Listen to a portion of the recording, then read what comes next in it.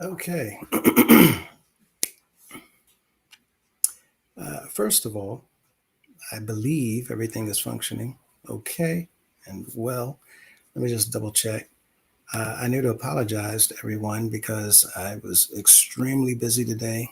Um, and I thought that I would come on and finish the video that I started yesterday. However, I'm actually go back to the beginning um, and start from the first frame.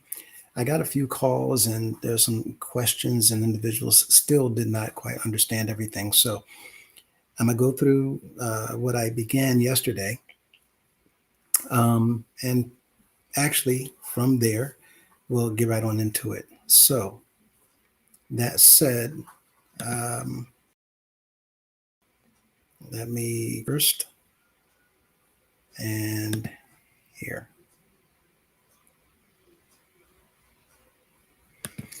Okay. So I didn't want to bother anyone this evening. I thought I'd kind of tiptoe into the room, take care of this, tiptoe back out. For those of you who are, however, here, we're glad that you're here. Thankful that you're here. I hope that you enjoy the content. Um, that said, let's go ahead and get started. We began yesterday touching on this because I had shared with everyone on Sunday um, a statement, and I had asked for those uh, who would to go on Google and ask if a nonprofit was private property. And Ms. Mintz had stated that it is. I repeated that it's not. She stated that it is again. I repeated that it's not. Now, I want to do this because I want to share with everybody and show you why she's correct and why I said that it's not.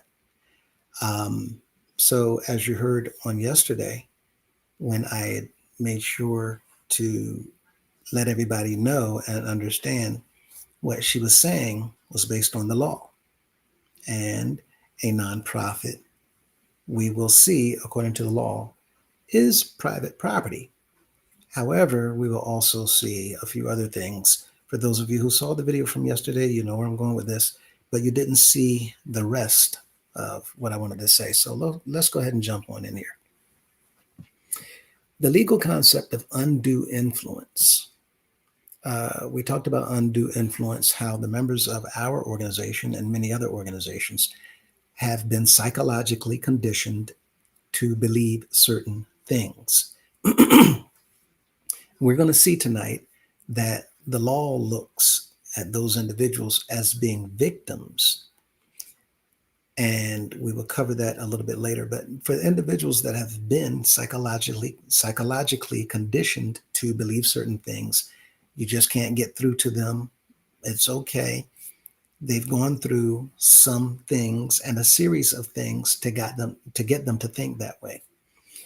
But what I want you to focus on is this. Look at the risk of unlawful ouster and civil liability. While private organizations and churches generally have the right to set their own dress codes or health rules on their own private property, the method of enforcement matters legally.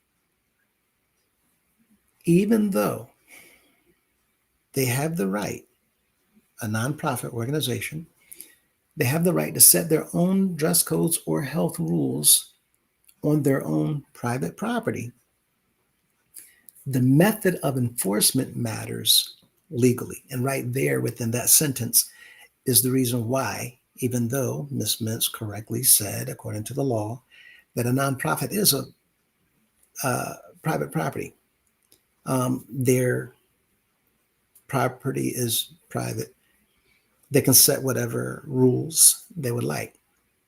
However, the method of enforcement matters legally. And this is what I'm going to zoom in on. With that in mind, let's look at this.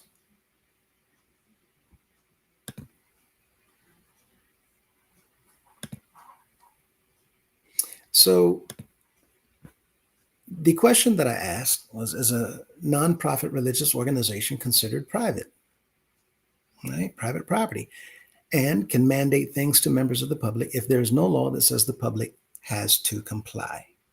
The short answer is yes, a nonprofit religious organization is considered private property, and it has the legal right to mandate rules for members of the public who enter its premises.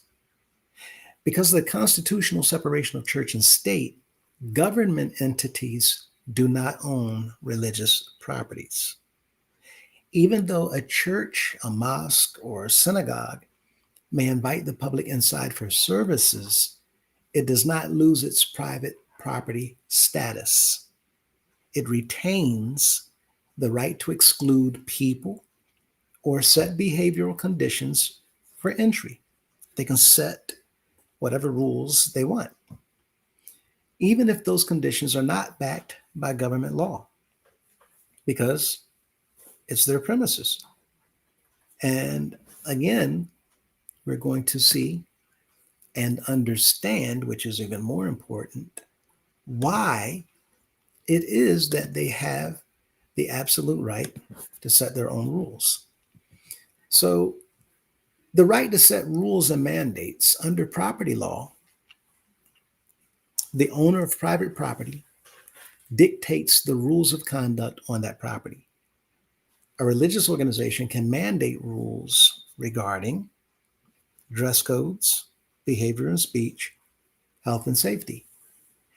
And health and safety is where we want to focus on, because I had stated on Sunday, pertaining to the mask mandates, pertaining to the vaccinations, pertaining to riding the buses and sitting in the services, that the people don't have to wear masks. The people don't have to get vaccinations. And this is why we're going here tonight and piggybacking off of yesterday to make sure that we all have a clear understanding of what we're talking about on Sunday. So, a religious organization can mandate rules regarding health and safety. So, requiring masks, vaccine verification, temperature checks, even if the local government has no such laws in place, nonprofit organizations actually do that. If a member of the public refuses to comply with these rules, the religious organization cannot legally arrest or fine them. However, they can ask the person to leave. If the person refuses to leave, that person is committing criminal trespass, and the organization can call local law enforcement to actually remove or even have them arrested. And it is that particular topic that I wanted everybody to understand again on Sunday. And let's continue here.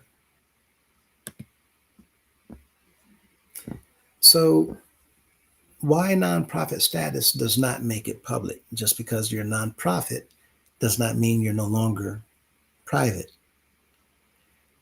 A common misconception is that because an organization is a 501c3 nonprofit, it belongs to the public.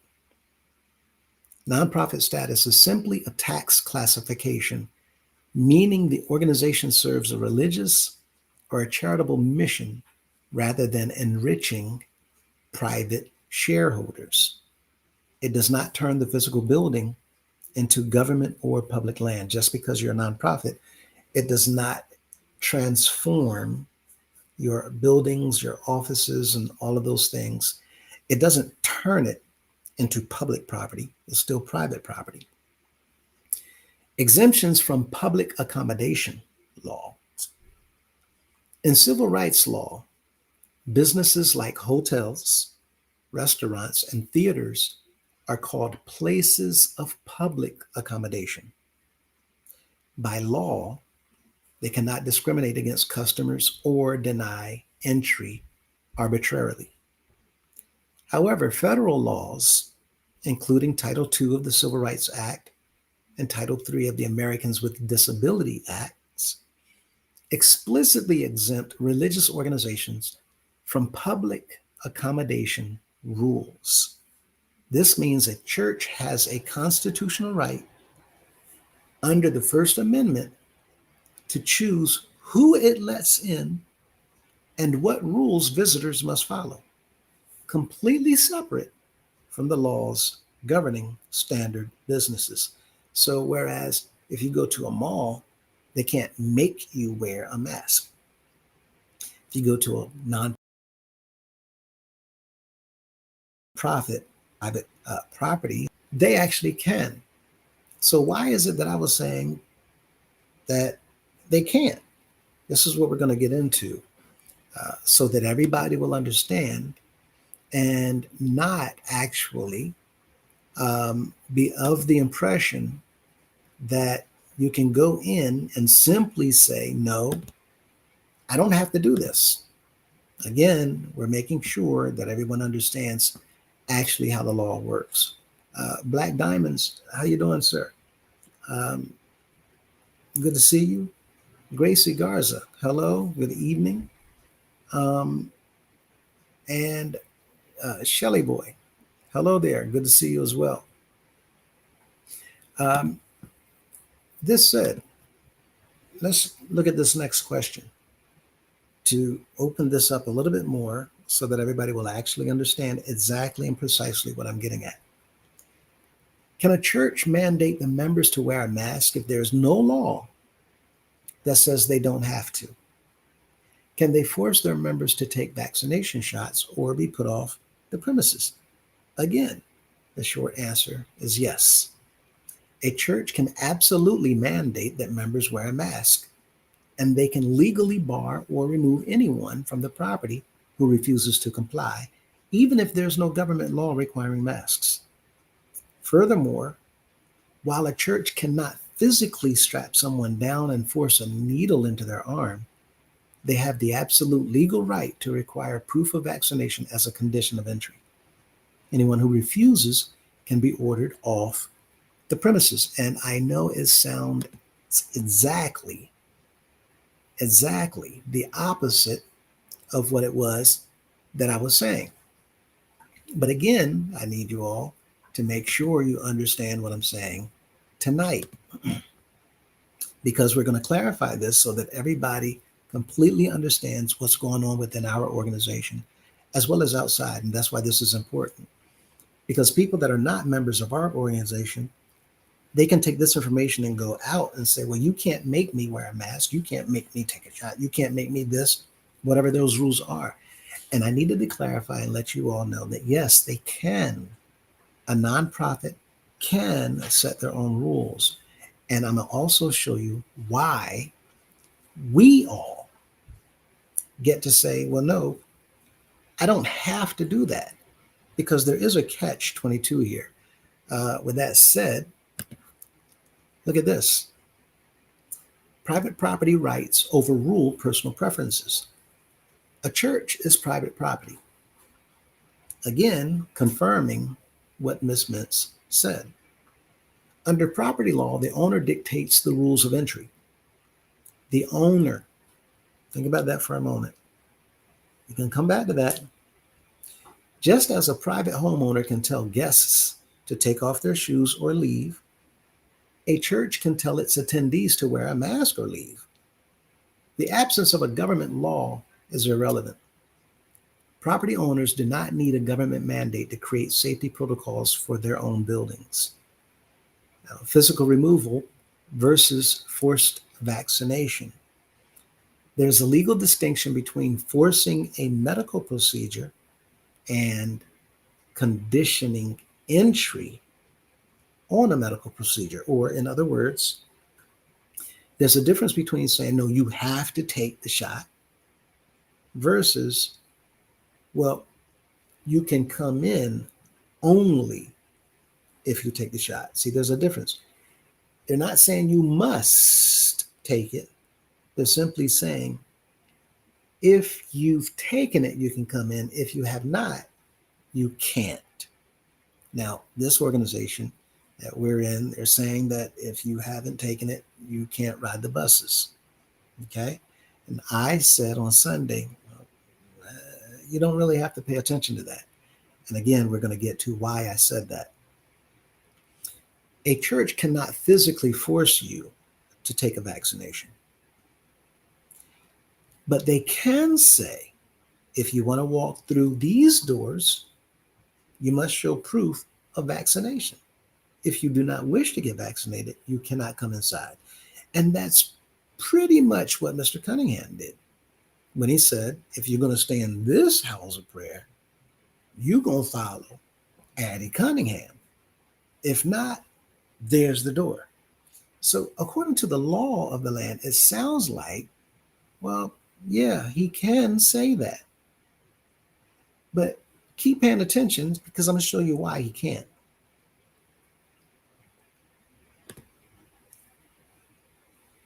When we pay closer attention to what's going on,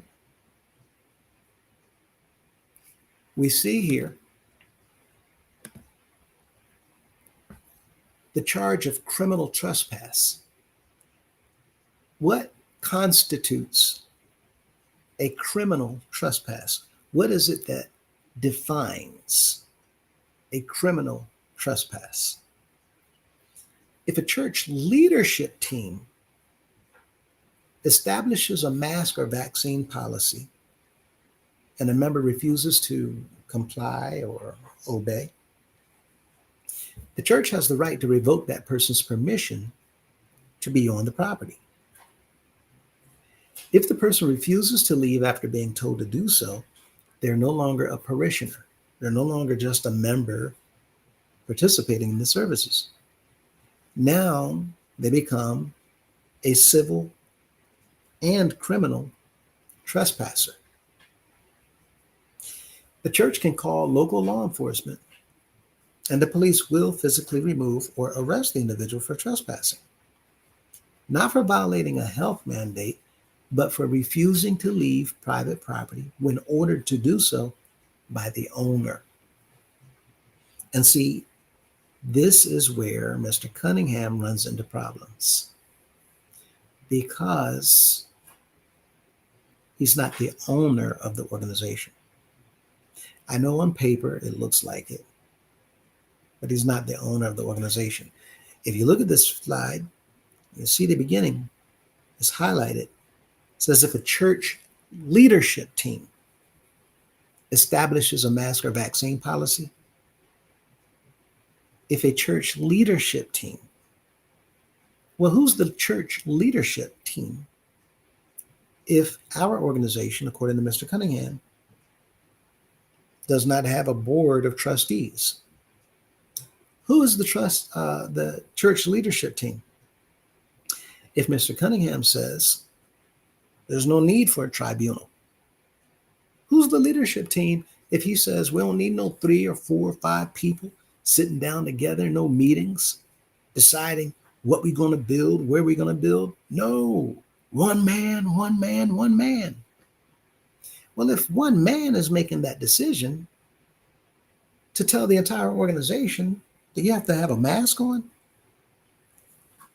or you have to follow a vaccination policy, that decision being made by one person, well, now let's take a look at what the law says about that. If that's the case,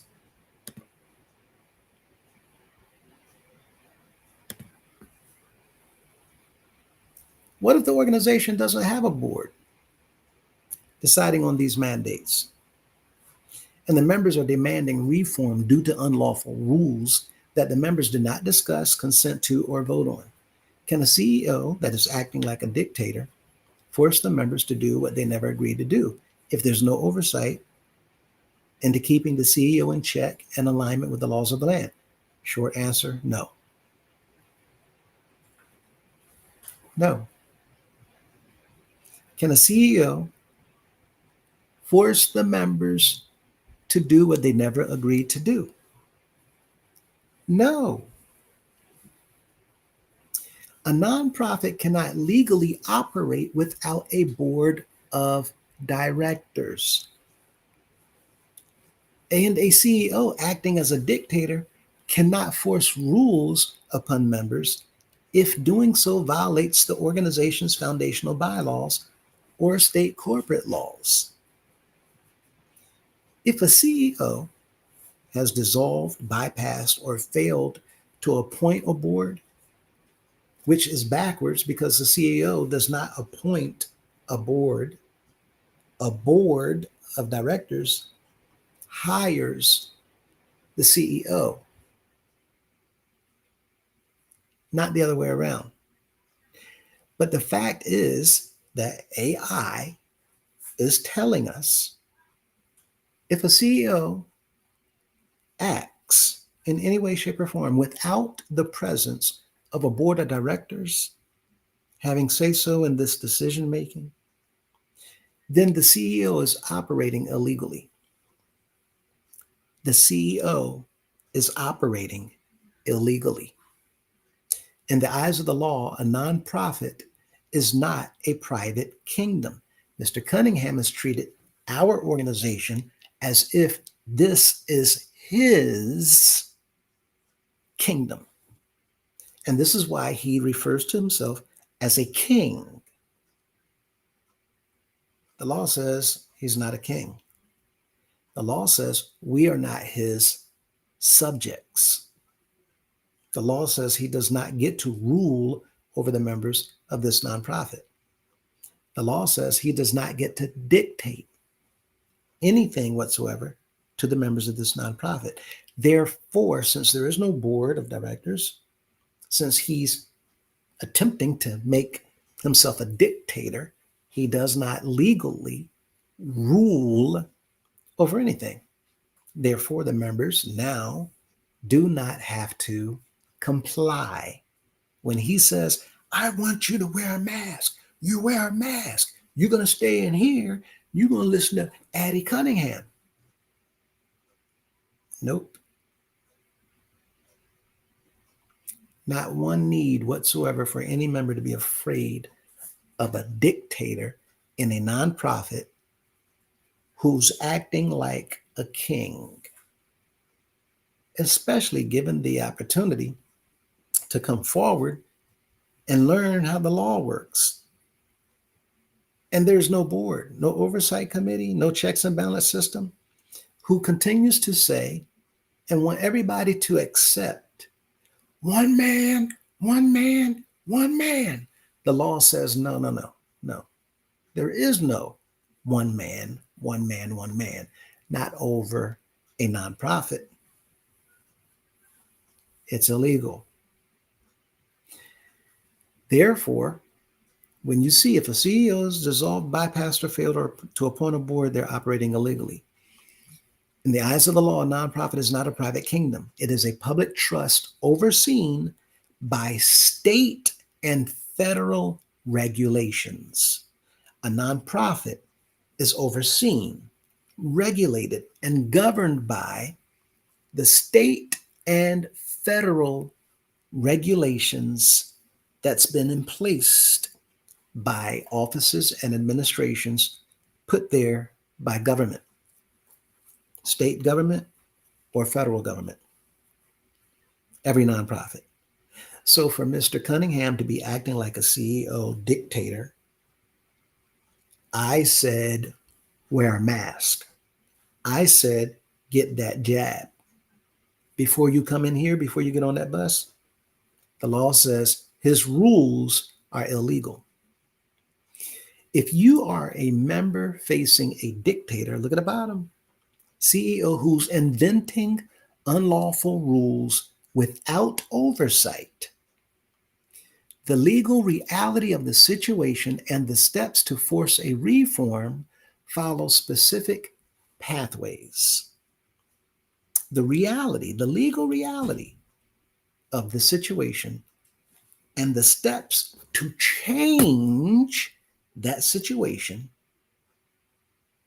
follow specific pathways. Now, we're going to look at, well, if this is the case, well, then what do we do about it? With that said, the legal reality the CEO is breaking the law. If there's no board of directors, the organization is out of compliance with both the IRS and state law. State law mandates a board. In almost every state, a nonprofit corporation is legally required to have a board of directors, usually a minimum of 3 distinct people: a president, a secretary, and a treasurer. Operating without one means the entity is structurally deficient and can have its corporate status revoked by the state. The IRS mandates independent oversight. To maintain 501c3 status, the IRS explicitly requires an independent governing body to prevent a single individual from controlling the finances and operations for personal benefit. We have one person, Mr. Cunningham, who says quite loudly,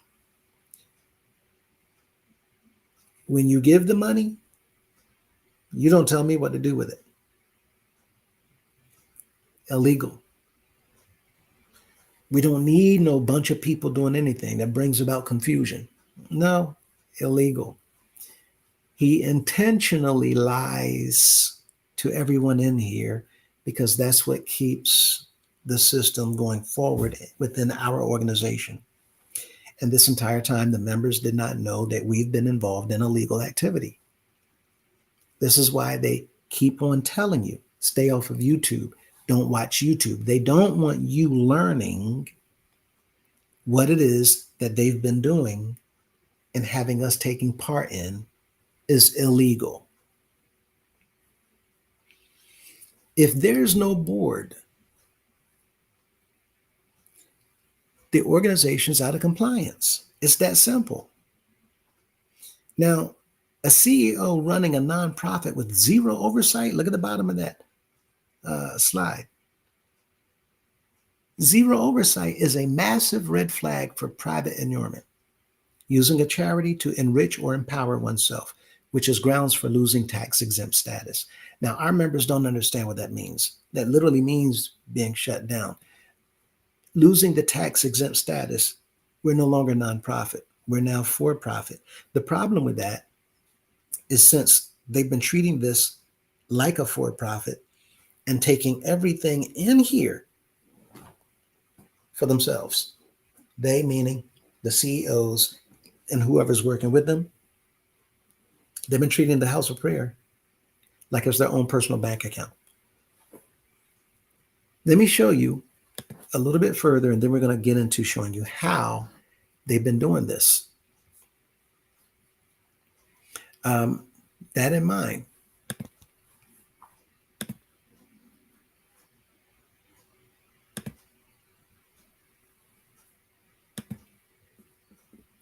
the power of voting members. You mentioned that the members did not vote on these rules. In nonprofit law, legal members are different from standard supporters, donors, or congregants. If the organization's articles of incorporation or bylaws formally establish a voting membership structure, the members are actually the highest authority in the organization, ranking above the CEO. According to the law, the members are above.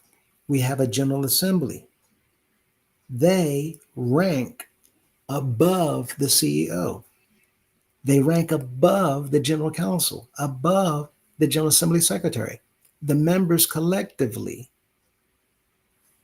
pay attention, in a true membership nonprofit, members legally hold the power to elect the board, amend the bylaws, and even vote to remove the leadership because the members are the boss.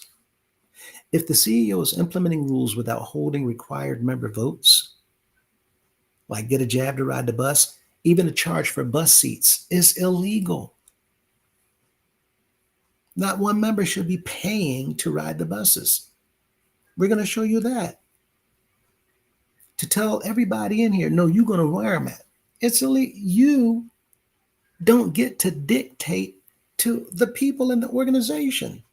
If the people agree to your rules and discuss it and vote on it, and it passes by a unanimous decision, then now we are to be governed by those rules.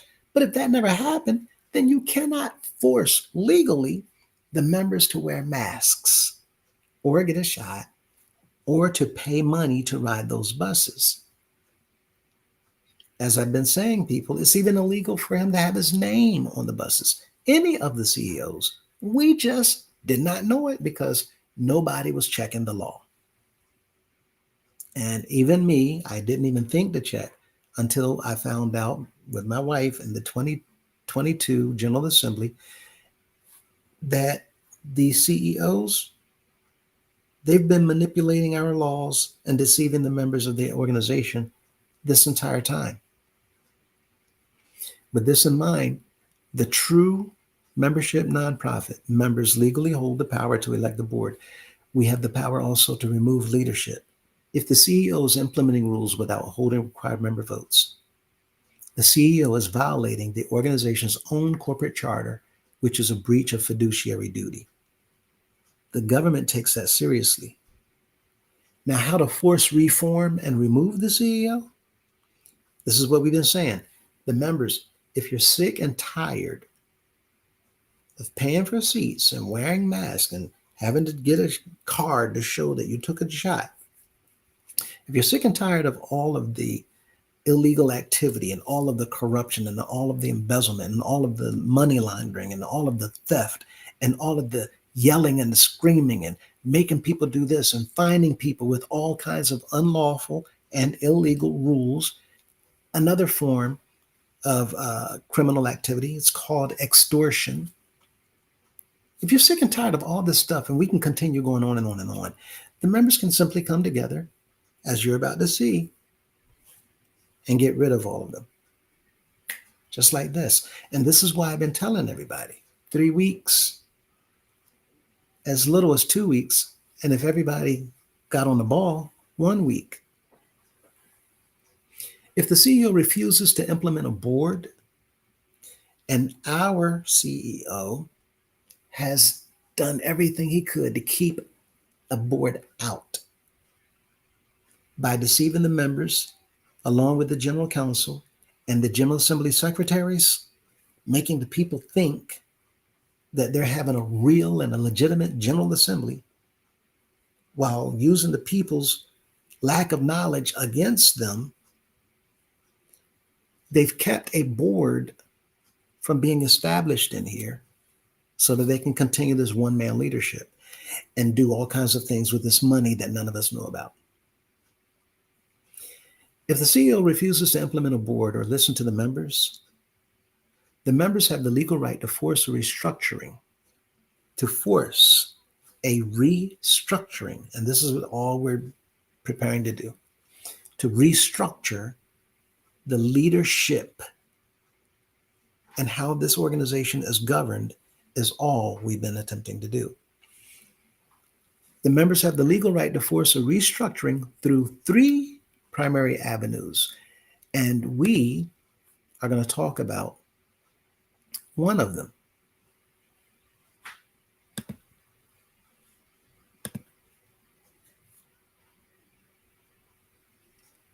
Now,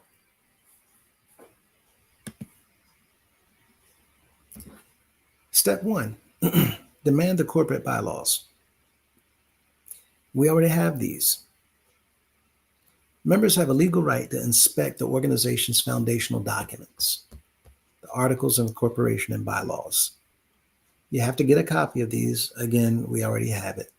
Look for the section on meetings of members and removal of officers or directors. Chief Executive Officer simply means that he is the largest officer of the corporation. He's the chief officer. As a CEO, that makes you an officer. And the officer itself, of course, is an employee. And we've gone over this over and over again.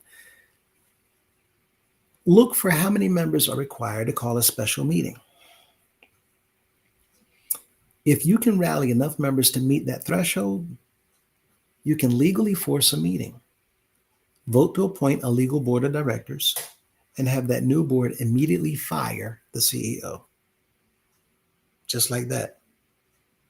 I showed you all a clip from a movie called Meet Joe Black, how the owner of the company walked in and there's a board meeting that he knew nothing about. The board asked him one question that he refused to answer. And because he did not answer their question, the board at that moment took a vote. It took less than 5 minutes. Voted to have him fired on the spot. Just lost his job just like that. Why? Because legally, the board is the boss. They dictate, they decide, they determine everything within the organization. We don't have one. Mr. Cunningham has been taking advantage. It's now time for the members to stand up because we don't need to keep going through this since we are the employer and he's the employee. But remember, he said, you didn't hire me. No, you didn't hire me. I'm going to be here until Lord, call me home. Trying to run it like a dictator, as if the members don't have any power to remove him. No CEO talks to the organization this way. You don't want to follow me? Get out. No CEO does this. We have the absolute right and we have the numbers to do exactly this. Now pay attention because this is where it gets really tricky as we go forward over the next several slides. Hello, Shelly, boy. Good to see you. Jay Steezy, good to see you. What do you mean clown? Let us know what you mean clown. Let's see where we are. Okay. According to regulating laws and the laws of the District of Columbia, who's the owner of a church? And this continued a little bit, but I wanted just to focus on this real quick. Who's the owner of a church? Under federal regulating laws in the District of Columbia, Nonprofit Corporation Act, nobody owns the church. So remember, the law says the owner can make rules that people have to comply with. Well, the owner is literally stipulating those who run that nonprofit, right? So we saw that if a church leadership group decides to set rules, then everybody at that point, you have to comply. You have to abide by those rules. That's the legal authority that they have. But since we don't have a board, we don't have a group of leadership, we don't have a board, we're not talking about the general counsel. We've already demonstrated through the supreme laws that the general counsel is also in non-compliance with the law. They are co-conspirators with what Mr. Cunningham is doing. Same thing with Mr. Jimmy Jones as a General Assembly Secretary. And now to make the whole kit and caboodle complete, you add Mr. Murray to the mix, and now he's the Assistant General Assembly Secretary. What in the world's going on here? These are individuals scratching each other's backs in front of the members of the organization, laughing in our faces while they go behind closed doors and do whatever they want. But the members are waking up. Now, by the time we get to the end of this, you should be wide awake. By definition, a 501c3 nonprofit corporation cannot have an owner, can't have partners, can't have shareholders. Instead, the church's assets are legally classified as a public and religious trust. The organization belongs to the public at large. That's what I was also getting at when I said not private property. But as long as they're doing everything according to the letter of the law, it is private property. The problem is our organization is not doing things according to the letter of the law. And since the CEO, the General Assembly Secretary, and his assistant, the General Counsel themselves, are all skirting around the law, they're doing everything to break the law. They're bending the law. They're skirting the law.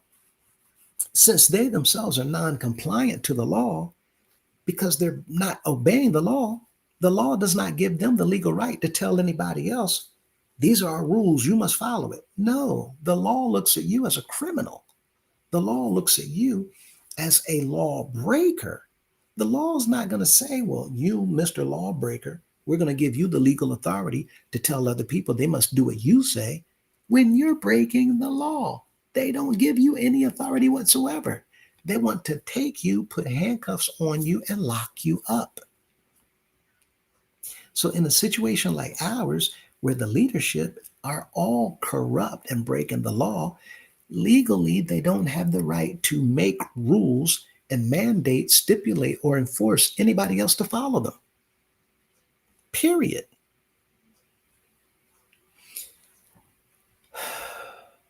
The organization that we have, look at the third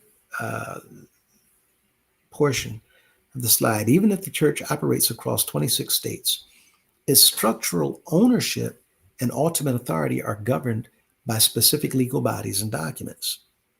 Ultimate authority, the board of directors or designated body.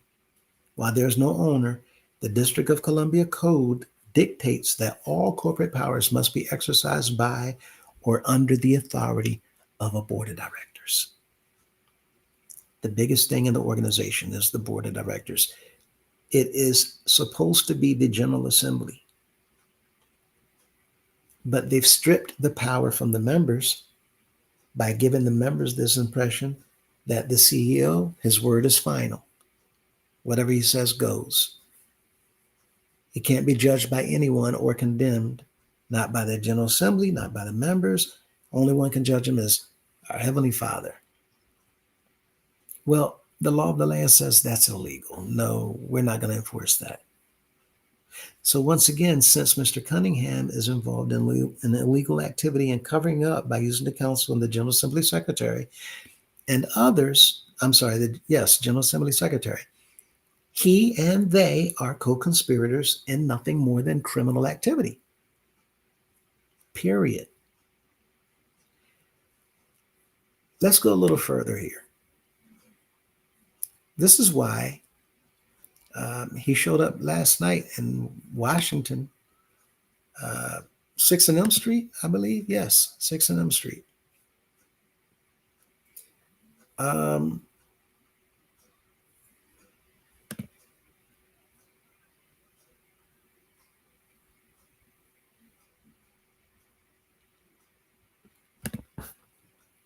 Ultimate authority. While there is no owner,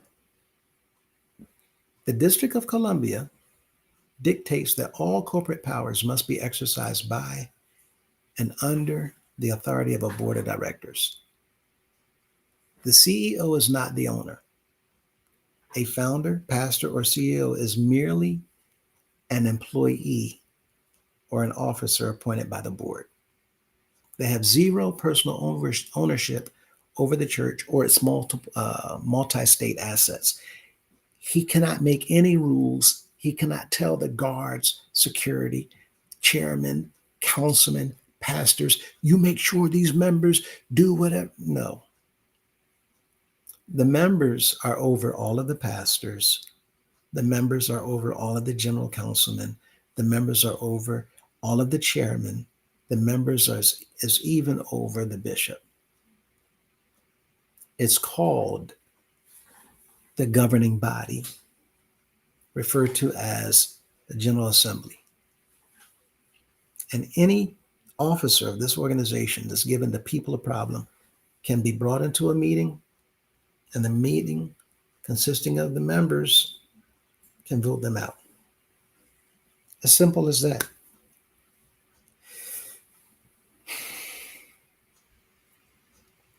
Designated body exception. Under DC law, religious corporations' articles of incorporation can vest board like powers in a designated body, such as a council of elders, a diocese, or a congregation. Now, look at what this says. A religious corporation's articles of incorporation can vest board like powers in a designated body, such as a council of elders. Now, they may say, well, we have the general council listed inside the Constitution and the supreme laws. And we have to say, yes, that's correct. We do. But the problem with that, there's no board. The problem with that is, even though there's a General Assembly, you stripped the power of the General Assembly out of the people's hands by making them believe that the bishop and the General Council are over the people. Therefore, when this all comes out into the open, the laws of the land are going to say, oh, not only is this foul ball, you've been deceiving them from the very beginning.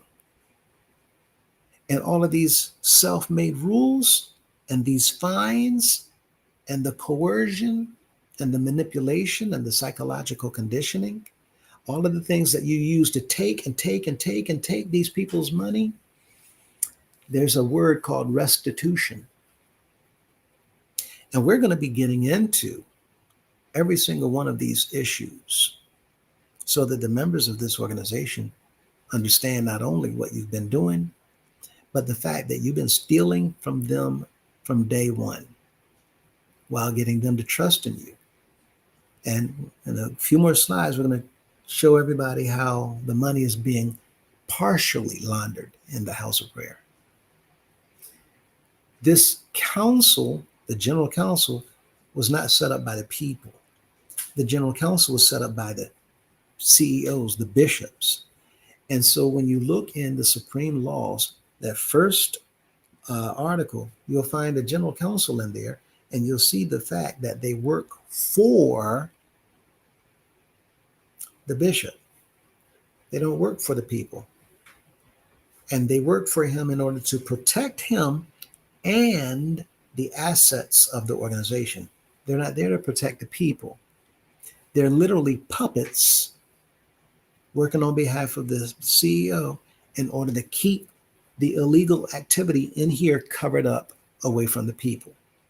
Their job is to make you believe in him while telling you, because he is who they say that he is, your job is to give him your money because he is all of the world, all over the world, the one anointed man.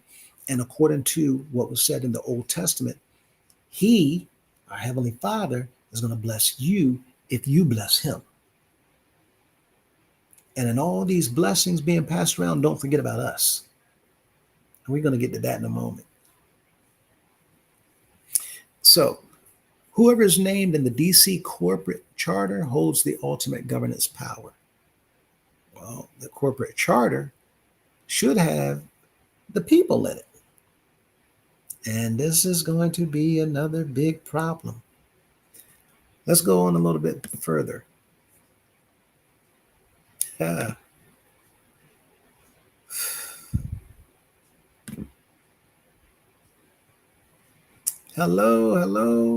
Oh, Kareen, Miss Kareen.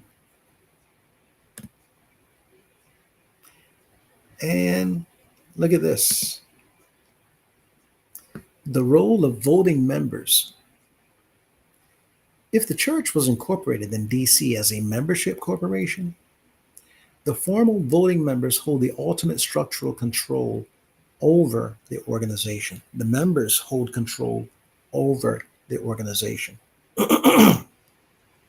Under DC law, these members act similarly to shareholders in a regular company, but without financial ownership. You're the boss, you just don't own the money. But neither does Mr. Cunningham. and neither does Mrs. Madison. They've just been acting like they own it. And they've been doing everything they can to make sure that while they control the money of this organization, they try the best they can to make sure that nobody gets a dime.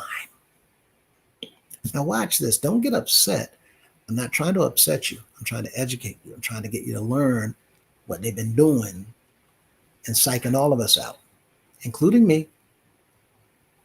Watch.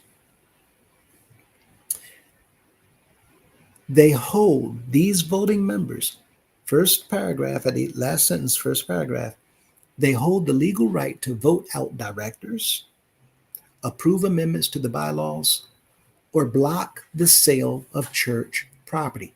The members can come together and have a vote and block the sale of church property. Mr. Golden Boy, Miss Mintz, they've been telling everybody that they've been trying to sell Charlotte number 2. Well, guess what? The members get to do. Wait a minute, wait, hold up. What y'all doing over here? Well, see, y'all weren't supposed to know about that. Well, what you doing? What's going on? Well, first of all, you need to know your role. Ain't but one leader in here, and everybody else, as Mr. Murray said, everybody else is nothing but followers. Not but one leader, and everybody else are followers. Know your role. No.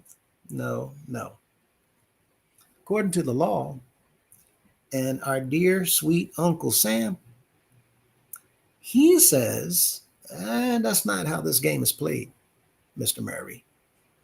No, there's not one leader and everybody else is followers.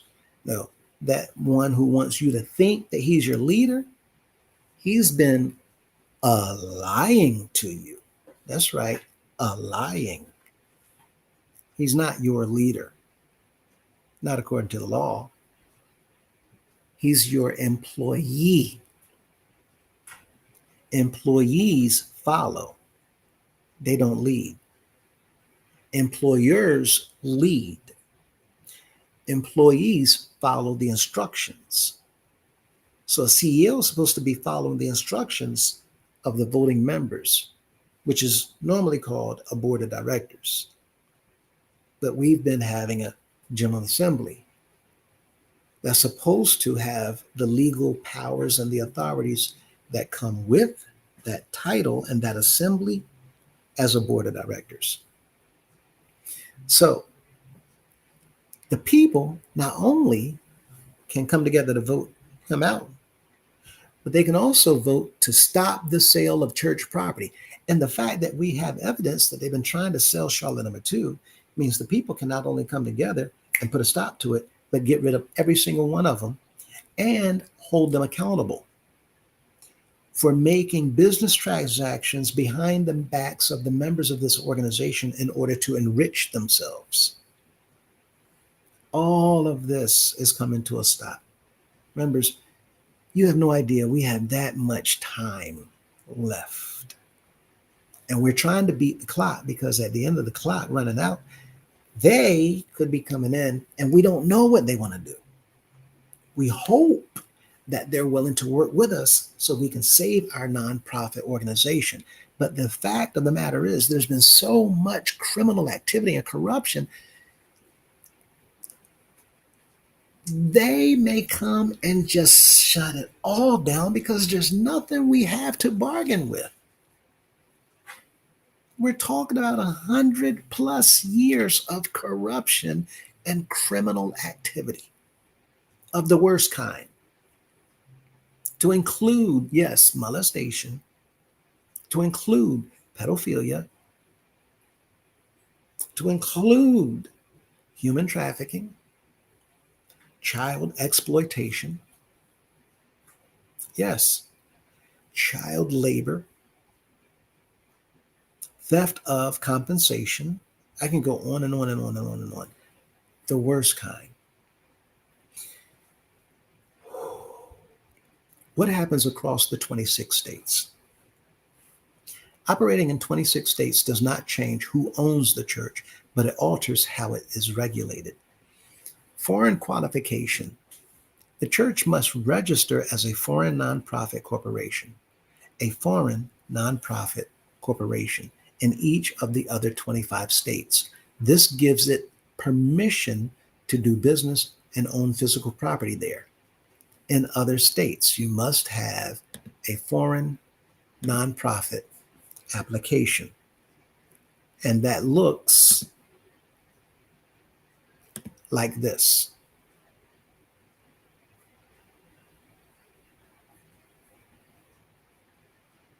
Okay.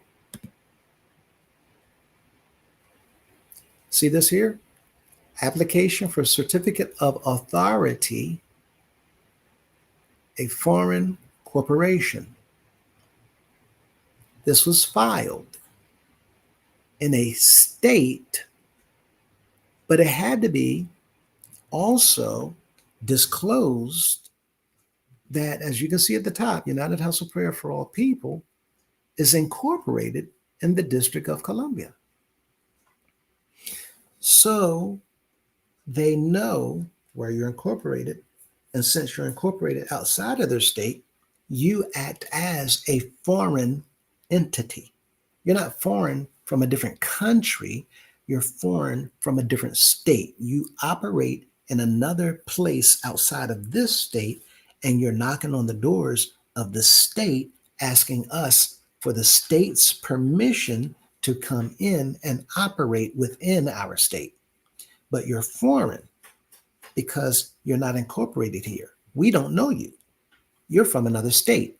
And this is why, for those of you who don't understand how this all works, this is why Texas is called the Lone Star State, the single star, because they made sure inside of their charter, inside of their state's document, the Constitution, that anytime the state leadership chooses and the members of that state's residents, they say we're in agreement.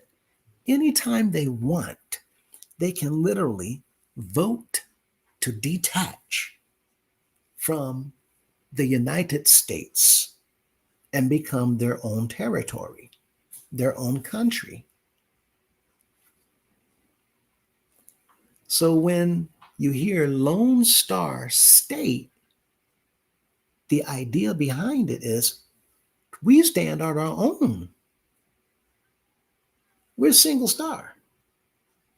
Texas, don't mess with Texas. If we choose, we'll separate from all of you other stars and stand on our own, the Lone Star State. They're not dependent on any other state.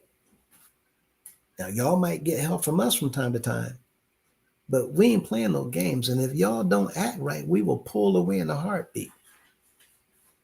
Why? Because they have expressed written language within the contract called a constitution. And therefore, they get to say, before you come in here and operate, no, you're going to get our permission, because Texas don't play that. So you have to have an application from a foreign geographical location. And that's where the District of Columbia comes in on this particular form. Now, going back to what we were just talking about, you see where it says foreign qualification, the church must register as a foreign nonprofit corporation in each of the other 25 states. All of these other states has to have that document. Now, what we're finding is all these documents that's been filed over 100 years does not have some things. And there's nothing anybody can do about it because it's been sitting there the whole time, and now people have copies. Can't change them. And these very copies will be used. So Mr. Cunningham knows he's lying. The council knows that they're lying. The General Assembly Secretary knows that he's lying. And the Assistant Secretary also very well, he knows that he's lying. The partner of Mr. Cunningham in crime filing documents to make himself part owner of the organization, while members are sitting back just taken advantage of over and over and over again. These individuals are traveling around talking to the members to their faces, telling y'all, just stay with us. Just keep doing what we tell you. Don't watch no YouTube. Don't let your ear be used as a dumping ground. These are the same liars that work to protect other liars. And they want the members of the organization to continue to be ignorant of the facts. That's why they keep telling you, stay off social media. Everybody that refuses to watch social media, they're stringing you along as if you are a fool so that they can continue robbing you blind and keeping you in a mind frame to do absolutely nothing whatsoever about it, knowing that you have the power to get rid of every single one of them just like that. That's why he's doing all this traveling, trying to pop up, to continue to instill fear in the people, yelling and yelling and yelling. Now he's begging, pleading. I just stopped by to see y'all. Well, we don't want to see you. Not in here. No more. Because we're on to you. The gig is up. All your entourage coming in and walking down the aisle with brown paper bags of money. The gig is up. All of these meetings you're having all over the country behind closed doors, the gig is up. Internal governance stays in DC. Internal governance. Even if a dispute happens at a church branch in Texas or California, the internal affairs doctrine dictates that the corporate governance rules, board duties, and bylaws are strictly governed by the laws of the District of Columbia. We have documentation in black and white that clearly defines perjury, where the bishops of the organization and other people that the bishop used lied to the government over and over and over and over again. Mr. Cunningham also. We have all kinds of documentation where he knowingly lied to the government. You can't hide the fact that you, sir, along with Mr. Murray, along with all these others, are complete liars. It's in black and white. The evidence cannot be more clear. Members of this organization, to support these people is to simply say you are in support of liars who are involved in criminal activity. That means that you are aiding and abetting. You don't have to commit the crime to be held accountable. So you've heard me telling secretaries, come out of these positions. Because I'm telling you, y'all still think nothing's happening. They hold control of all of these bank accounts. People being paid to try their best to keep us from doing what we need to do. We got that much left, and we can't tell you. We got that much left to take care of before it's all done. And we cannot tell you. But we can tell you this. If you're still there, then you too will go along with them where they go while we clean this mess up. Secretaries, stop taking chances on these people. They don't do nothing for anybody. He's not going to do nothing for you. Just like the song says, bad boys, what you going to do when he comes for you? Secretaries,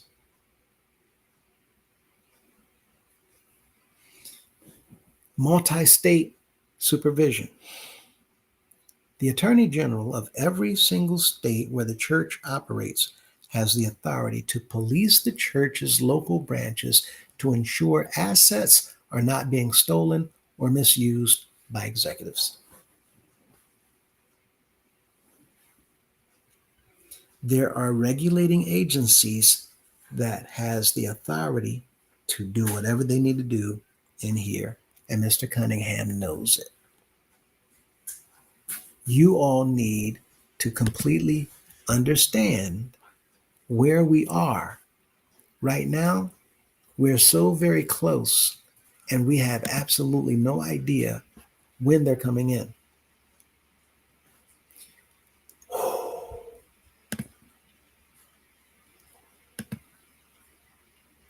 Is the Daddy's Club program considered a type of money laundering? The short answer is yes.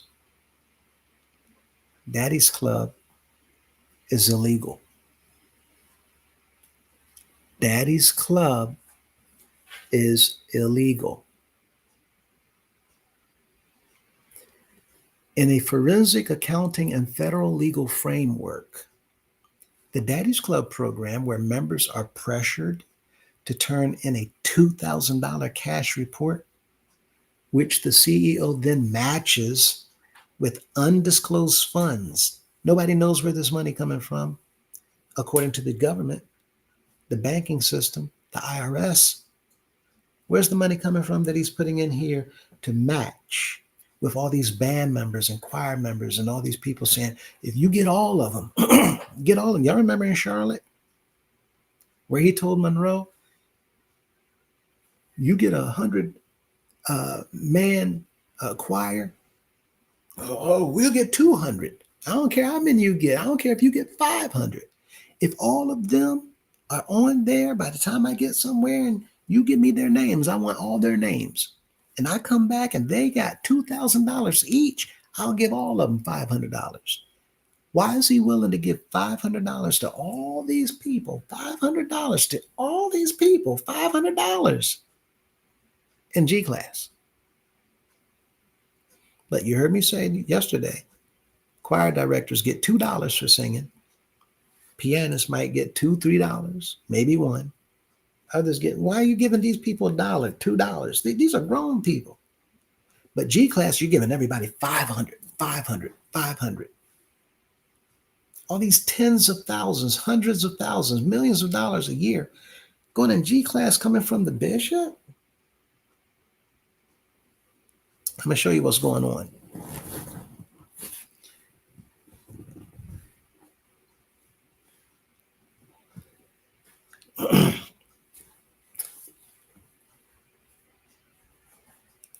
That's my son. So these undisclosed funds coming from somewhere, the IRS, the bank, the government, they don't know where the money coming from, right? Because it's money that's not being reported. So right there, you're also involved in illegal activity because that money's undocumented. That money that they walk out that door with, that money didn't go into the secretary's book. That money wasn't counted by the secretary. That money was not announced to the members by the secretary. That money didn't get deposited into the bank account. There's no bank slip. There's no receipt. There's no paper trail. Nobody knows how much money it was in those bags as they go out the door. This entire system is illegal.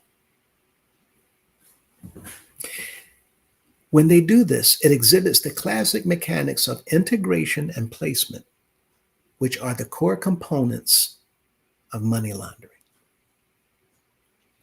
When an executive uses a nonprofit shield to mix undocumented, off the books cash, all those bags of money is off the books. It hasn't been documented by the secretaries. It goes up, coming from the maids go up, the bands go up, the choirs go up, individuals goes up, love gifts all over the place. Money, money, money, money, money, money, money, money, money, money, money, money, money, money, money, all over the place. Little grannies, babies, money, money, money. It's not going in a book. Nobody's counting it. And all this money goes in the left pocket. Nobody counting that. Nobody counting it. All it goes into this can or this can. Then it gets rolled up. All this other money coming up in the envelopes. Nobody's counting that. Now, there's reports that's come throughout the week in the form of a check, right? Clearing out bank accounts when it comes. It's a money drop. every part of the service. The maids are not paying attention to the service. The maids are not watching and enjoying the service. The maids have certain time periods, the certain cues that they must pay attention to. The whole service, the maids are working. They're watching him. He's doing little things that y'all don't know nothing about. He's sitting here doing this, doing that. Y'all ain't paying nothing, no attention whatsoever. Doing nothing. All this stuff while service going on. We sitting there, just like me. I did the same thing, not knowing any of this. I told you before, let us rise for prayer. Every maid knows what that means. The start of a program, every maid. The intermission, speaker, every maid. Y'all thinking that this stuff is about giving praises and worship?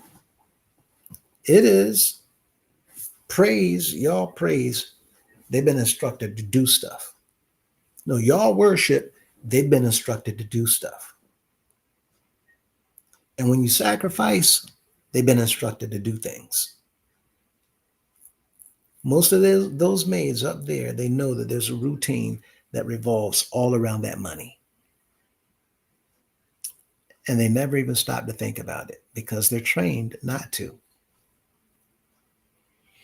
Therefore, all that money throughout the entire service coming up, all that money is being gathered up and neatly stowed to go right back out that door unaccounted for. When that happens, when an executive, a CEO, uses a nonprofit shield, the house of prayer shield, while behind it, they take an undocumented money off the books cash with legitimate member donations. That money goes out the door. I'll give all of y'all when I come back. Okay, 300 people on this group, 140 people on that group, 30 people on this one, 40 over here, 60 over there, 72 over here, 14 over there. All these people. I'll give you, give $500 each, 500, some 1,000. All that money adding up. Why? Because he can't bank it. He can't tell the banking system because the IRS will see, wait a minute, where did this money go? Oh, this is love gift. This is compensation for my services to the organization that I'm in, nonprofit. I'm the CEO. This is compensation. That's compensation for my services. Let me ask you all a question again. I've been asking this from day one. What are Mr. Cunningham's services to the organization? What does he do to serve the organization?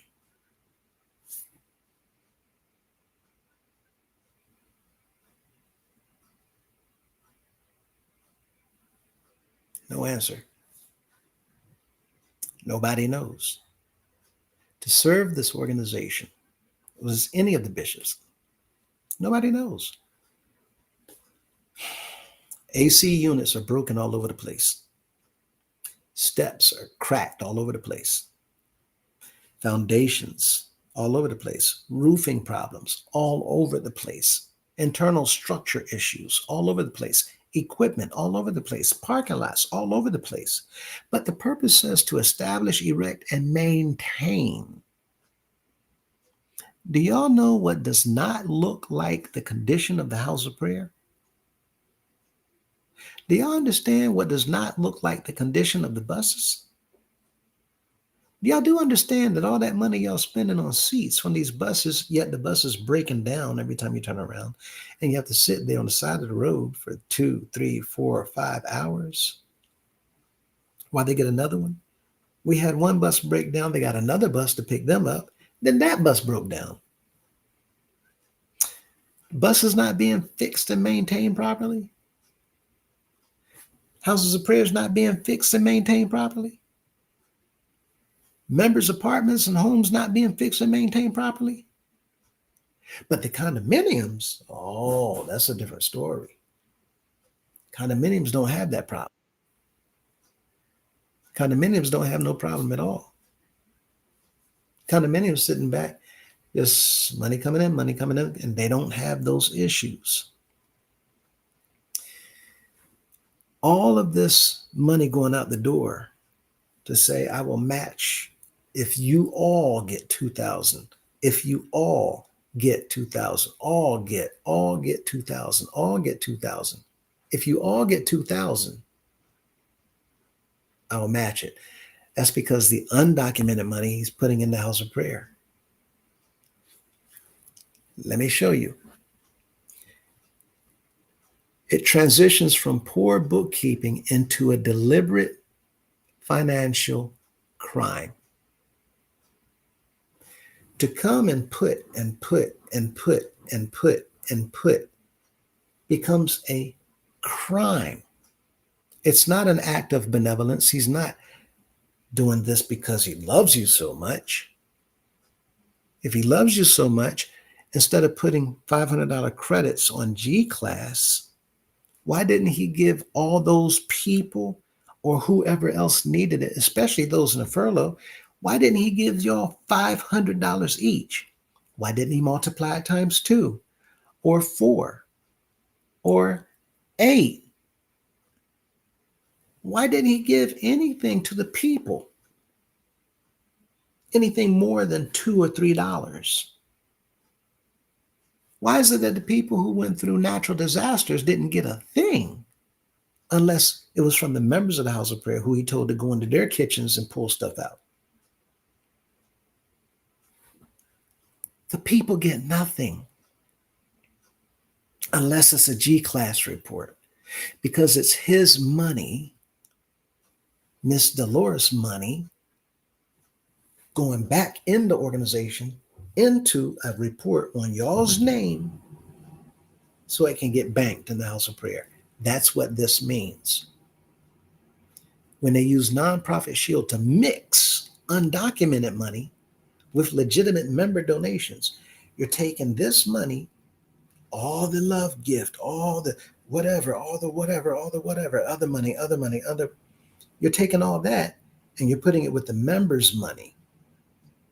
If y'all get 2,000, all of y'all 2,000, I'll give you all 500 each. They're mixing undocumented money with the legitimate members' money. They don't care how you bring it in, just bring in cash. Y'all make reports. I'm going to add mine to it. I'm going to add mine. I'm going to add mine, add mine, add mine. So my money can be deposited too through the bank. And then, you know what I mean? That money going to be clean. Now I can spend it. I can take it out and spend it because now it won't be questioned. I'm putting it in along with yours. Hello. Howdy, howdy. Doing excellent. I wanted to make sure that I took a moment, just since I'm going through the comments here, to address all of them. I wanted to find out what this clown was about. Yes, do tell us in the comments so that we can address it. I'm But wondering whether anyway, that comes to, any of the members, or now we know that we had some members inside the organization, right? That use that term. mhm, Um, so I'm wondering because, of course, we want to keep everything uh, in a situation where, we're not coming at. Um, and I also want to make sure that everybody on the channel understands what's being said. So this is why I'm asking Jay Steezy. Let us know what that means. But in the meantime, can you go ahead and remove that? there you go. Mhm. Um, this I asked that a while ago, but Uh, let me let you finish what you were saying. Go ahead. Oh no, I was just just going through, just sharing the comments. I was gonna just be in the background, Okay. but that was an interesting one, so I figured I would say hello while I was putting that one up. So, Uh, got you. All so right. So here, let's look at the three stages of money laundering applied to Daddy's Club. I appreciate you, Golden Boy. Um, my pleasure, sir. My pleasure. the three stages of money laundering applied to Daddy's Club. Federal law defines money laundering as conducting a financial transaction using proceeds from an unlawful activity. What is the unlawful activity? The gathering of all the money coming from these illegal love marches. It's all illegal. Why do y'all think whenever we have services anywhere, especially the convention center, Washington, D.C., why do y'all think whenever they're videoing the service, they always cut that part out? Why is it trimmed? Why is it edited so that nobody sees the love march on the videos? It's illegal. And it is illegal compounded multiple times by more illegal activity, the way they even conduct the love march. The three stages: whenever there's proceeds from an unlawful activity, love march, selling on the yard is unlawful, it's illegal. There's no permits, there's no licensing, there's no food handling or safety certifications. There's no one, according to the law of the land, that's been qualified. There's nothing hanging up on that table that says that you have a permit or a license by the city or the state or even the federal government to be operating that system on the parking lot, in the baptismal area, in the social hall, or even in cafeterias. I When have a you, question yeah, in regards to that. So then,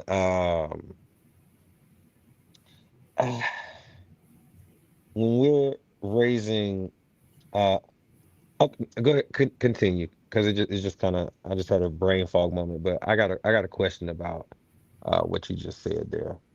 I'll well, come back. Give me a second. pertaining to the yard, the spots around the houses of prayers, just because you have a house of prayer location does not automatically make it legal for our members to say, I'm going to pick a spot on the sidewalk. I'm going to pick a spot in the parking lot. I'm going to pick a spot in the social hall. I'm going to pick a spot wherever. For chairmen to tell members to pick a spot so that you can sell, chairmen are even making money off of this by telling you got to pay $50 for a spot. And depending on what spot, you might pay 25 or you might pay 100. Well, there's no accounting for this money coming in for the fee of having a spot. And again, there's no criteria for the members who wants to sell. There's no food handling classes. There's no food storage class. And we talked about all of this, right? So it is nothing but illegal activity all around the House of Prayer organization in every single service that the bishop announces that he's going to be present, right? Even when he's not present, there's illegal activity being conducted by the chairmen and the pastors. And now the members know that they've been sucked into this illegal activity by doing certain things also. But the Question. law says, yep, All right, so um, going back to videotaping services, right? So is that more of a reason for them to like really harp on the members not videotaping services, so they're not like, slipping and catching, video recordings of a love march? You know what I mean? Because I bet if it was allowed for us to videotape inside of a service, we would all love to videotape a good love march. absolutely, You absolutely. know what I mean? So, and you don't have no videos of love marches on YouTube, Oh, but absolutely. again, you wouldn't have time to anyway because everybody should have a dollar bill in their hand and if you're not in line, making your way, getting yourself ready to line up with the group that you fall in line with, and then you go back through with the other group you fall in line with. Yeah, I mean, there's reasons, right, why they say the things that they say, and there's reasons why they don't tell the members why they say the Hmm. things that they say. It's simply, quite frankly, do as I say, not as I do. So why is it that Hmm. you're told to not record, but they can record? Well, Well, what he says, because there's only one leader, according to Mr. Murray, and the rest of us are followers. Go ahead. well, they sure had a fight on their hands trying to keep me from videotaping my cousin Dexter Reynolds' wake and funeral, and I videotaped that from start to finish on both nights. They were upset. Too bad. Yeah, and we're going to talk about that. I think we touched on this before, because there's certain laws that touch on this as well. So Hmm. it's unfortunate that our members are only now coming into the knowledge of these laws, just as we also did not know. They don't know. Um, Hmm. but now we're making you aware. And one of the biggest, right, quite frankly, surprises is to find out that Daddy's Club is a form of money laundering, Hmm. right? And so, again, just like you said, the videos that they're telling members not to actually utilize, it's the same thing with taking pictures, because they can't control what members do, but they can control internal, um, permitted by the bishops, staffing to do those things, because now they're going to get those things and they can cut out whatever they want to cut out, edit whatever they want to edit. But the people, they can't do that, right? Which is another reason why in the General Assembly, they tell you to write your own minutes, right? But you can't record the minutes. Why? Because in a court of law, they can dispute your handwritten minutes, but in a court of law, they cannot ever dispute a recorded minutes that's electronic. You can't argue it because that's your voice, and it is proven that these events actually transpired. It's no longer your word Yeah, versus my word, yeah, right? So even that we demonstrated is illegal for them to say you cannot take your cell phones, your watches, or smart devices. That's illegal. Every single thing in here is illegal. yeah. Oh, I posted some clips from the wake and the funeral on YouTube years ago. I'm literally the only person to have videotaped the full service. So when I put those clips on YouTube, oh Lord. And who would have thunk little old me would have turned into little old golden boy. But No, it was just an interesting thing. I took it down, for the sake of his wife. I didn't want them harassing her, because I put it up, so got me yeah, thinking. I got some wheels turning. Sorry. I'm sure it blew up. Oh, it definitely did. Hmm. And now let's look at the top paragraph on this slide. Uh, at the end of this, oh, no, let's go back to the beginning.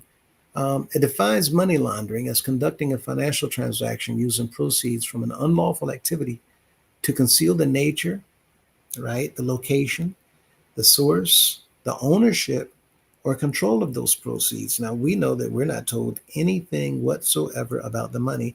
In fact, let's go right back to what he said a few weeks ago. Once you give the money, you don't tell me what to do with the money.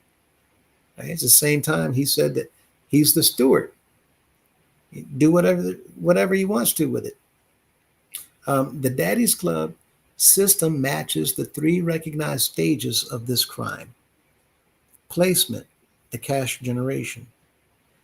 This is where the organization extracts millions in raw, undocumented cash through the weekly love gifts, unpermitted bus seat fares, forced commercial marketplace labor, thus working on the yard or in the cafeteria, and $25,000 altar marches, right? And this is just a modest amount. 25,000 from a love march, you all would be surprised how little that is. Because it's not just a handful of people coming up with money. And we were talking about the senior, the adult march, and then the youth march, and then the grannies, right? Now, remember, there was a time when the love march would take 30 minutes, 40 minutes, an hour. How much money do y'all think landed on that table? Not to mention the amount of money that came through the program. Not to mention the amount of money that was collected before he arrived. Right? And I think people are forgetting that you're talking about an hour of continuous marching, no breaks, constant, constant, back to back, back to back, back to back person. You know what I mean? Like Yeah. you have to really put it into context and really for those that haven't ever seen it in another organization to know like what we're actually talking about in a march. You know, like we're talking about people packed shoulder to shoulder. They're almost touching chest to back. They're so close, you know, getting in the spirit, ready to give in the, you know, or march on the way down to give. So It was a criminal dream come true. absolutely. And not even a single line, right? You're talking about Mm-mm. two lines coming down, two people together, right? Mhm. Boom, boom, boom, boom. Mhm. Just cash, cash, cash, cash. The table. Mhm. And so you have the people at the table who make sure that the money doesn't pile up. They're taking it, they're taking Mhm. it. But see, y'all not paying attention because there's maids back there too. And they're Yeah. taking it as it's handed off. And it's handed off. That's why the money on the table doesn't pile up, pile up. It is to keep Mhm. us thinking that there's nothing there. Mhm. Boom, boom, boom. And where did it go? Where did it go? Where did they have this system Mhm. down pat? Not to mention the buses Mhm. are going to come up at the end of the service, right? Mhm. Now, the extracting millions. This cash is smuggled out in brown paper bags under suit jackets, completely Mhm. bypassing. Now, it's not all in suit jackets. See, I'm not Right. going to go into more detail about this because people they thinking, well, Louis, no, no, no. Matter of fact, I'm glad I Mhm. went this route. Let me say this before I continue. Anybody out there talking about washing dishes? Leave the dishes alone. Leave the dishes alone. Let them stay where they are. Mhm. Leave them alone. Pots and pans, leave it alone. Mhm. Leave it alone. Mhm. Everything gonna take care of itself. Mhm. Did mm-mm. Any dishes get broke? Leave the dishes alone. Don't worry about y'all. Don't understand what I'm saying. Um, Mhm. anyway, not gonna go here no more. Leave the mm-mm. Um, Can we say so, do less of a thing or huh? anything? Can we say anything along the lines of like do less of a thing or like can we say something like um don't work? Well, those who understand what I just said, they know what I'm talking about. Oh, okay. There's things that people who don't know what's going on is going on. I've said before. Gotcha. So they Um, would know whoever. Okay, got you. right, Understood. right. Well, they can stay over my head. I'm cool. Yeah. On to the next. My bad. uh, so with that in mind, now, and yeah, so um, the Daddy's Club system matches the three recognized stages of this crime. Placement, we just went over this, in suit jackets, completely bypassing standard bank tracking and IRS reporting, which is the finance. When this money goes by and nobody knows what's going on, um, that money is considered illegal money. It's dirty money. Okay. Um, and so this is why there's a whole lot of stuff around these bishops, right? You got stuff here, stuff here, stuff here, because it's too much. They can't do what they're supposed to do with it and put it inside of a bank. So it's just whatever. It's now that's the first part, placement. Layering the CEO's personal treasury. This paper bag cash is placed into the CEO's direct personal control or safe houses. Y'all not paying attention. All this traveling is not because I'm coming to see my children. Mm-hmm. Mm-hmm. There's places wherever, okay, where stuff is being put away. Facts. Okay. Now, because it was never banked or recorded, its origin is completely obscured. Mm-hmm. The government doesn't know where it came from.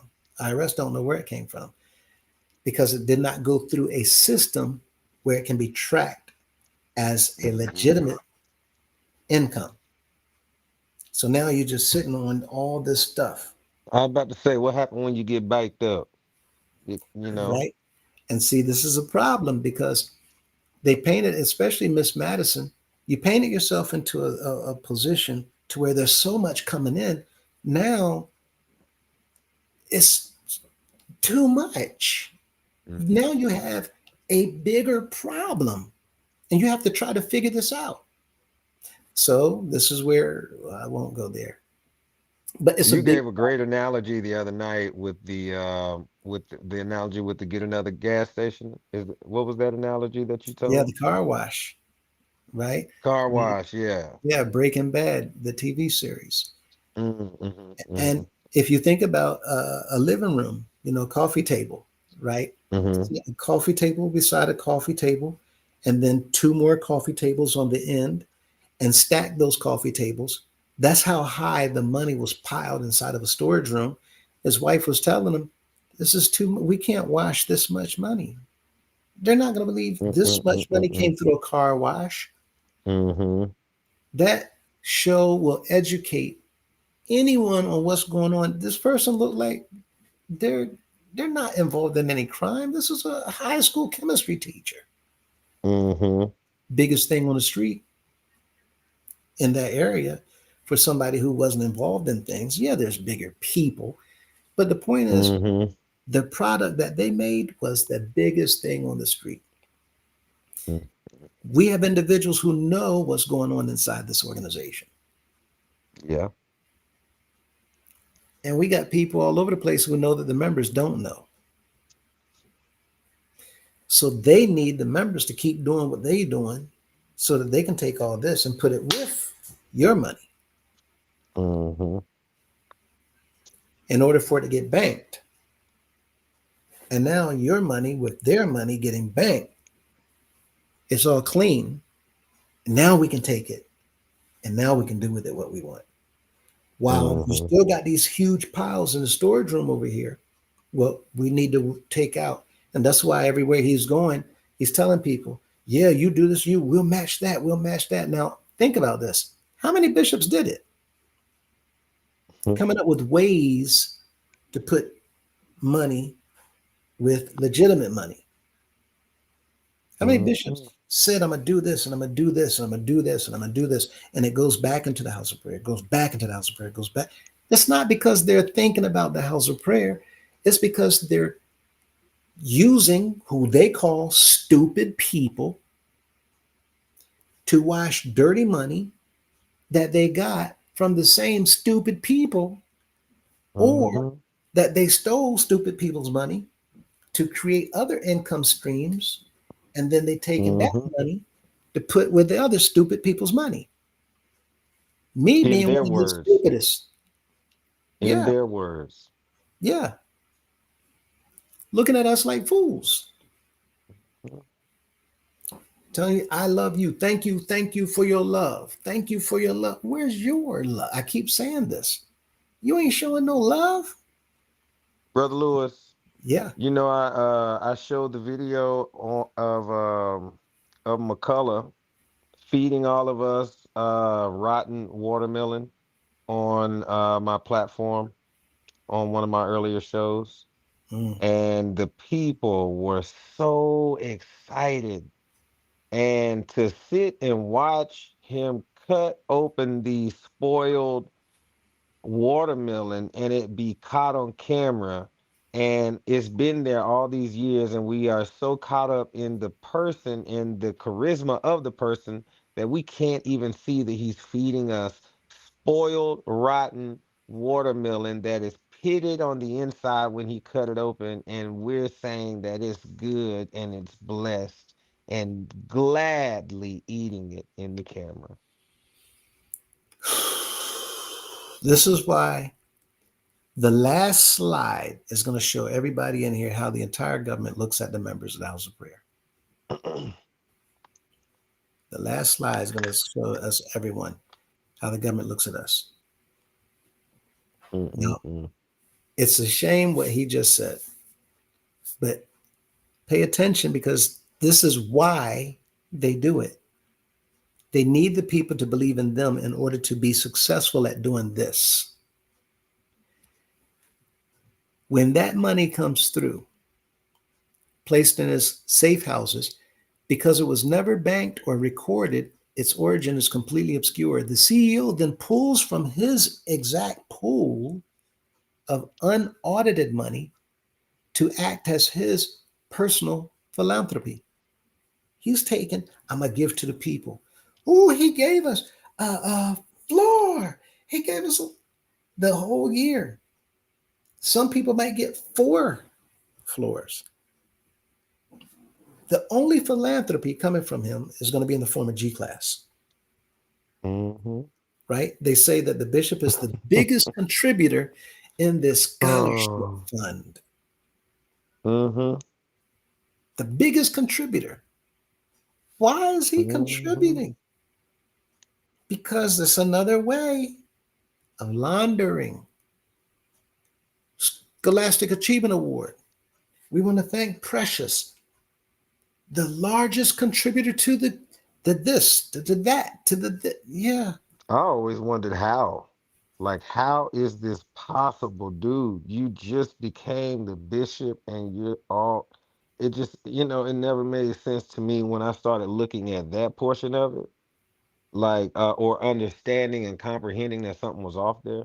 Mm-hmm. You know, I first started paying attention to that under Bailey. Did not make sense, Mm-mm, not at all. right? And look at the matching. The CEO takes his hidden cash and matches the fundraising goals of members who reach the 2,000 Daddy's Club threshold.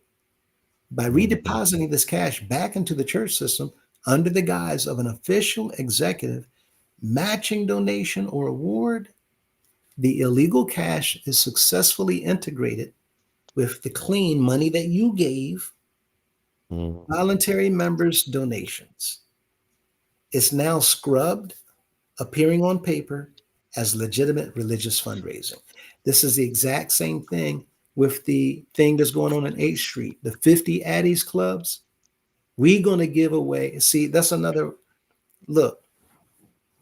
Instead of giving $500 to people, I'm telling y'all, Brandon not giving his money out of his pocket. I'm going to tell you something else. Y'all think that's coming from Mickey. Right. Mm-mm. There's select people around the organization that they're using from headquarters to funnel money through, that they're pushing to the front and make y'all think that they doing something special and they're on top of the organization. Hmm. That's why No, it's just the people that know what's going on and that are with the program. It's just the people that are corrupt enough, that don't care enough about the community, that are willing to say, screw y'all. It's about me. uh, the ones working along with them. That's why you have certain clubs. Listen, you have certain clubs on top. I told y'all about last year. H Street Mission, number two in the entire organization. Mhm, Charlotte should have sat down.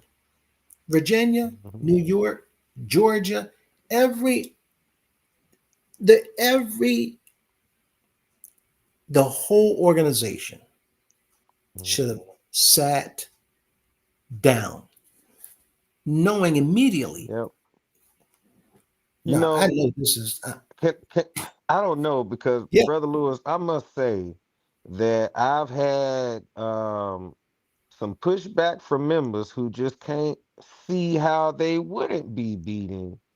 And I'm like, you got to understand, people in Charlotte have some of the most unique ways of getting donors to donate to the house of prayer towards their auxiliary in their name or whatever the case is.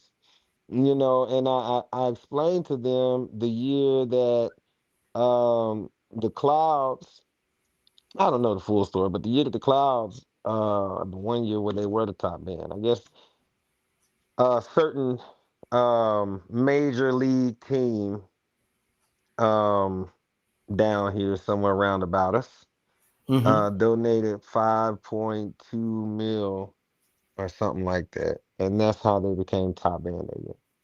So, to know that, they have, you talking about one band bringing that in and all of the other people that are connected down here in the financial capital. Do you know how many different ways they can funnel money in and make it look like it's okay? Believe me, they have no issues down here.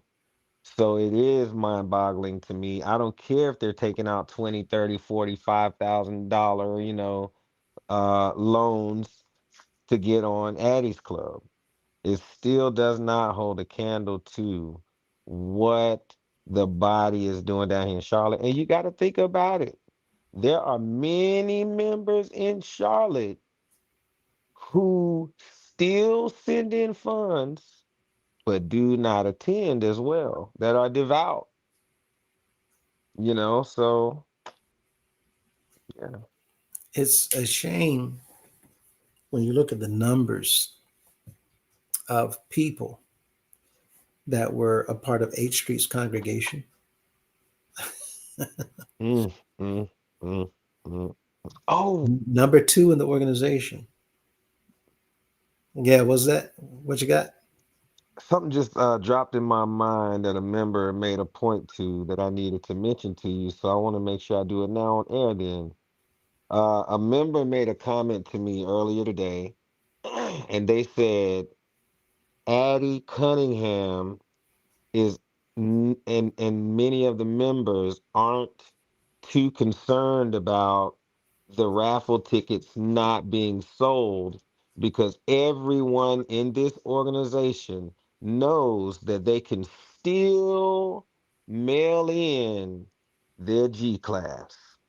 And I just would like for you to touch on that because I know we did touch on this topic and what this kind of falls under when it comes to using the mail to do certain things, especially since we're covering G class and its legitimacy. That way members understand, that this is here to help us all, but it's also a public declaration too, in a sense.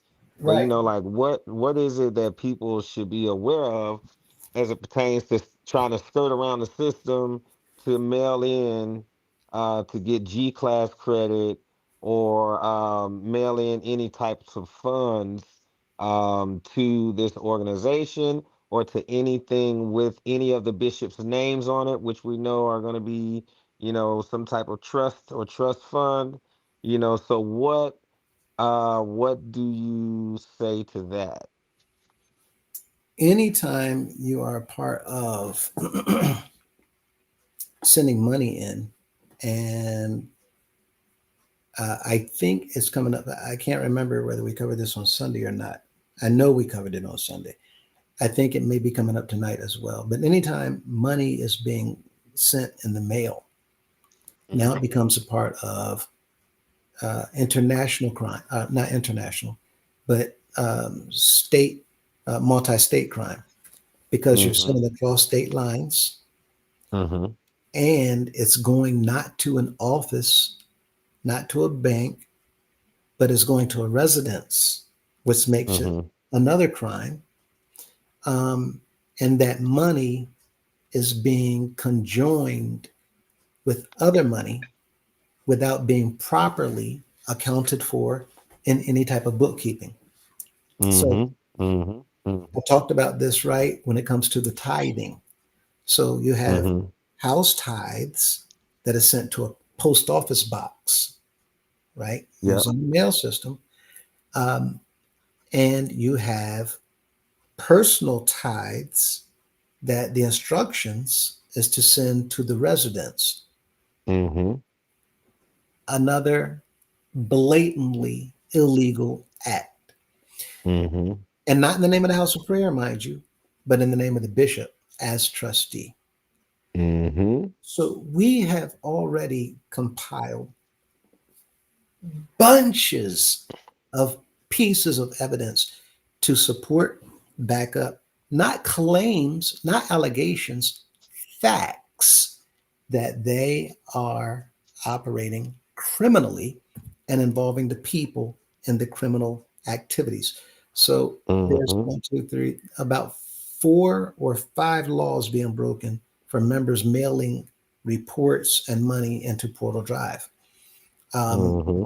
now, for those individuals, as we put this information out, who continue to do so, now you're putting yourself in a position where you can be pulled in along with these other individuals for aiding and abetting, Mm-hmm. Mm-hmm.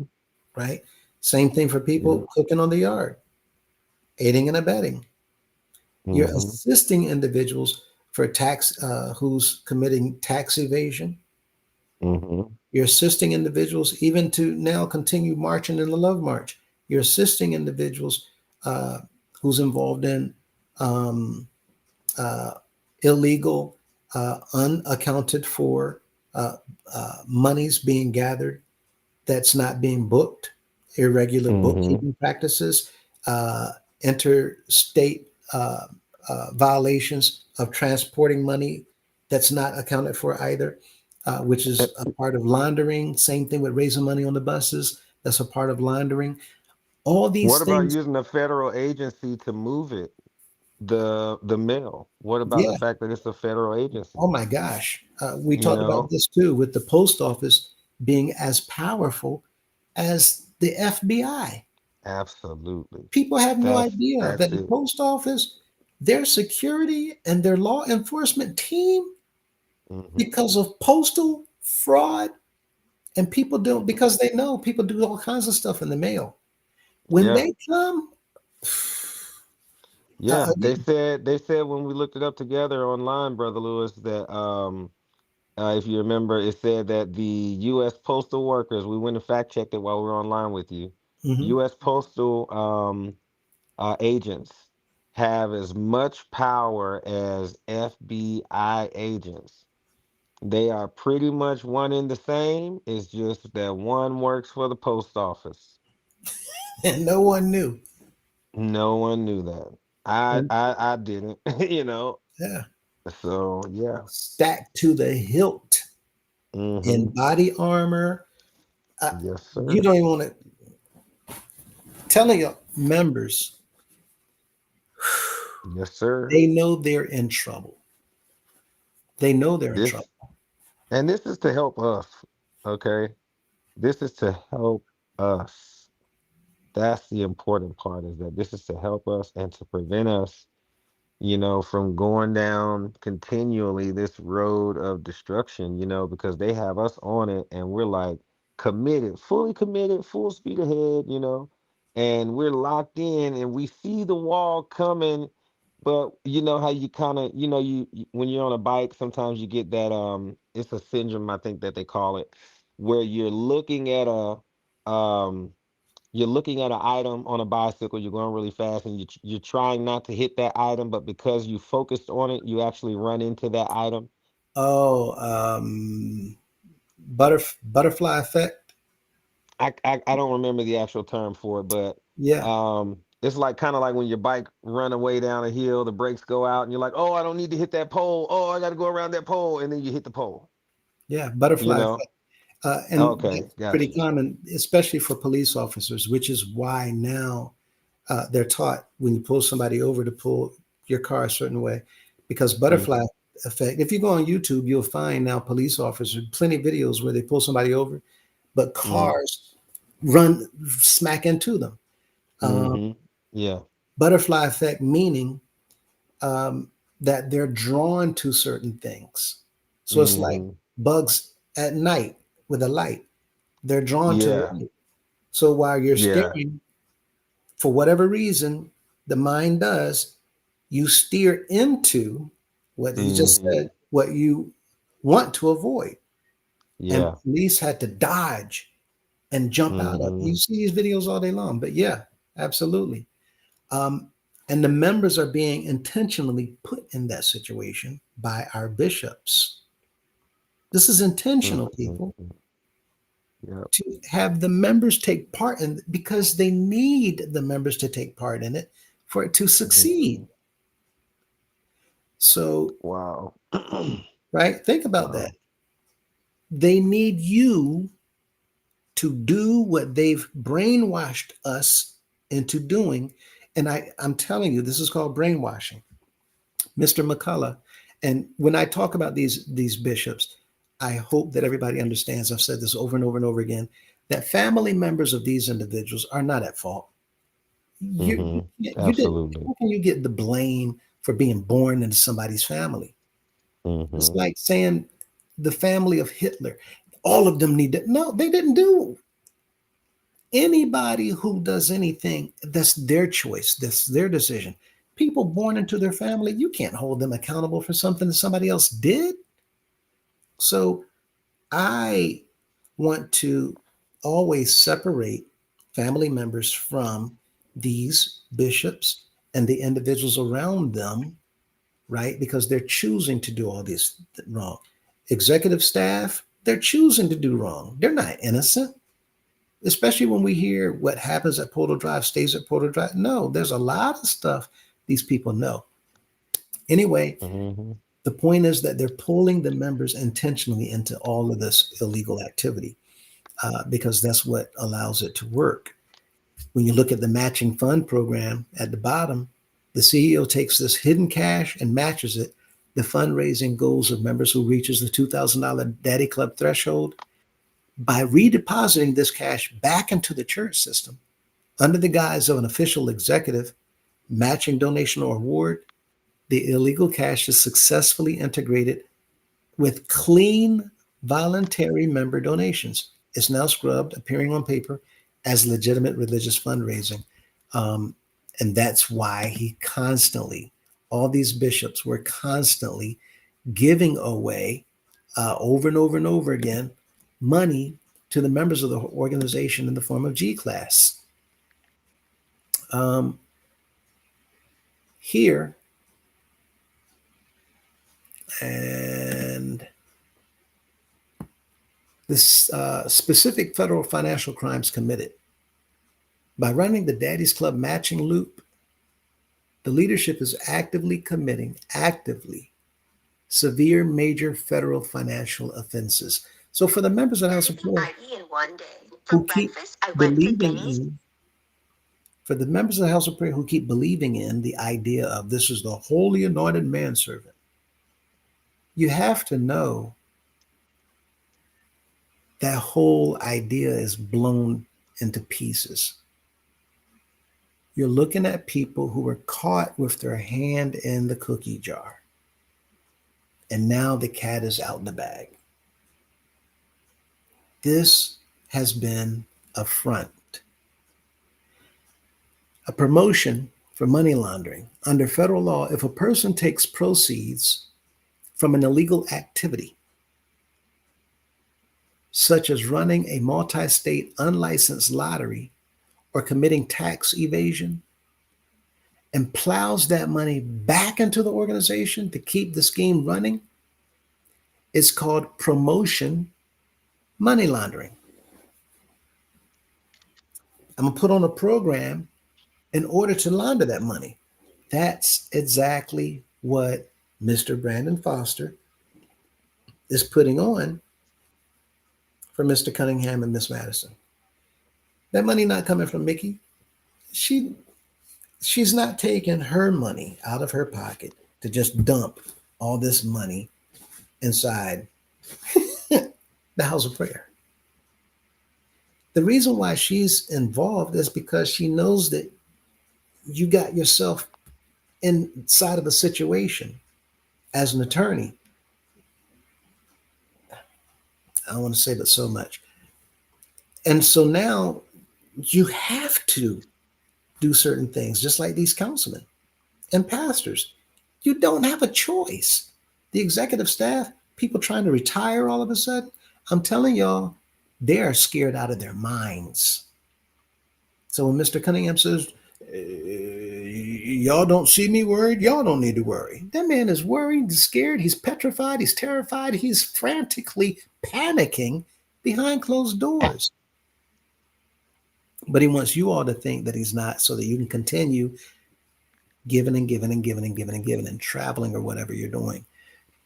So when he put on, instead of $500, getting $500 added to your $2,000, now we have $2,000. Can you mute your phone? Oh, sorry. Yes, sir. Now you have $2,000 being given. Instead of $500 being given for your $2,000, now you have $2,000 being given for your $500. That's promotion money laundering, right? The CEO is using hidden cash to incentivize pastors and members to work harder and raise more off the books cash, compounding the enterprise's growth. Truncating the bank audit trail. This is structuring. If the CEO is handing out large sums of cash to match these reports, or if local congregations are taking these pooled $2,000 batches and depositing them into banks in increments designed to avoid triggering a federal currency transaction report for deposits over $10,000, they are guilty of structuring, which is a separate federal felony. When you structure a program or a system to get around a method that's been set up for accounting of cash, so that that cash will be blindly used without going through that method, you've just structured a system to get around the system. In other words, the government builds a bridge, and that bridge has, a toll booth.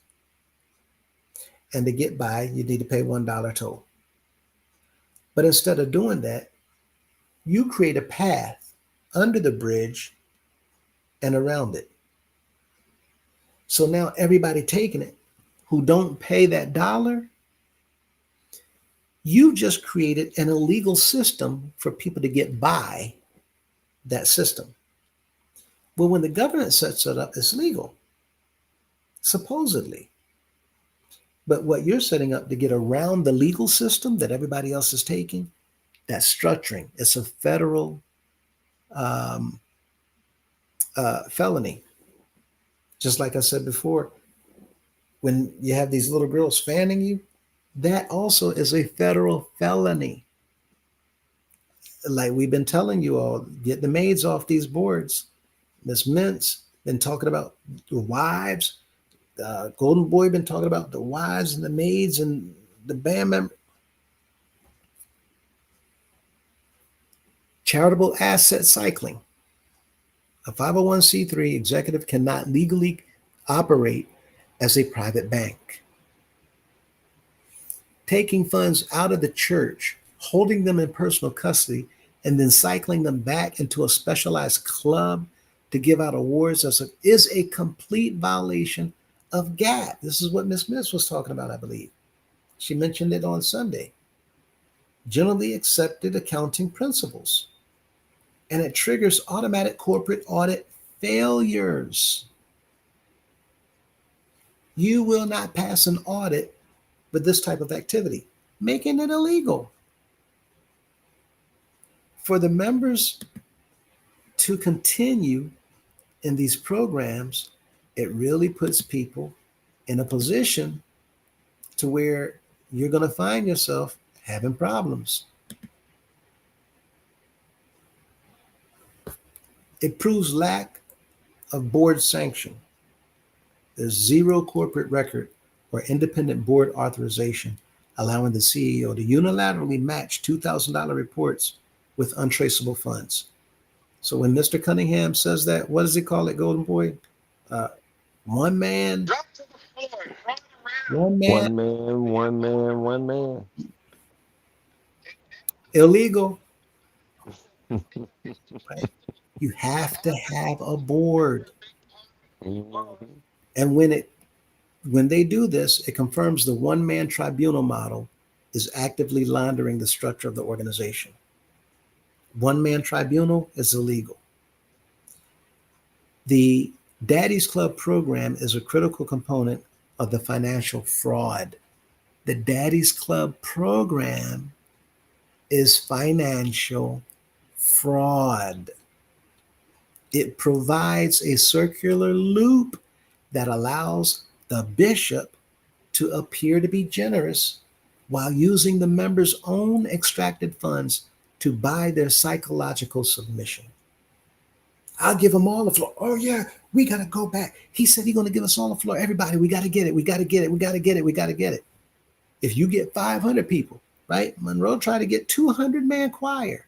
Why do you think he's building all these large, gigantic groups? To get them to generate more and more and more money.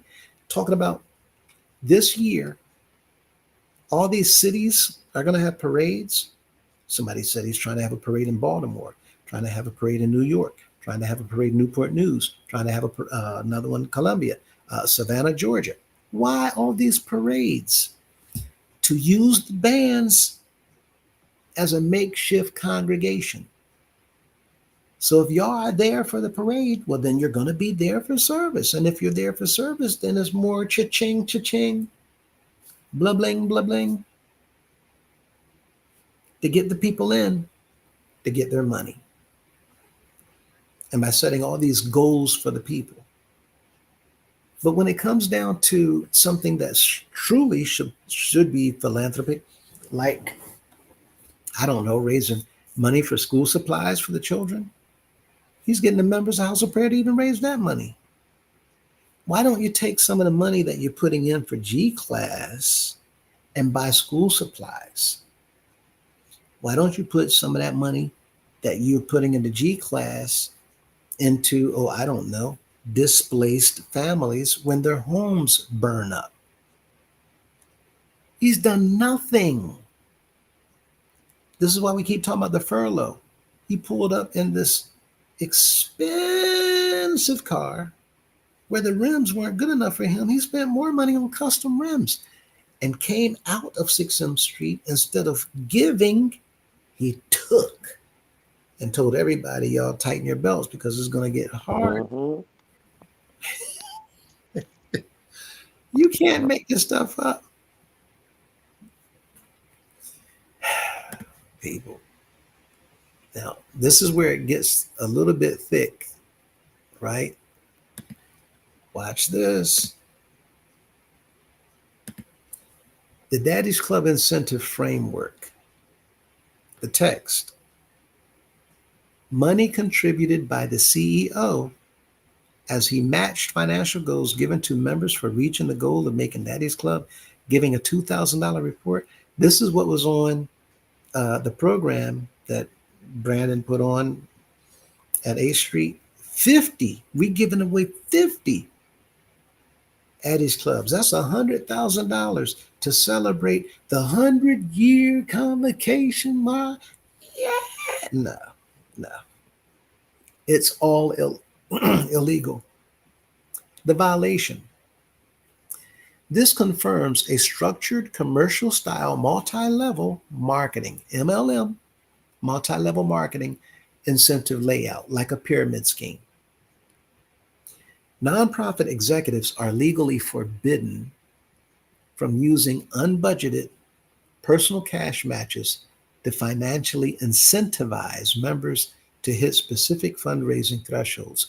Why is it that when he went to all those little teeny tiny congregations that got 5, 6, or 7 people, why isn't he telling any of those members, if y'all do something, I will give all of y'all $500? He's not telling them that.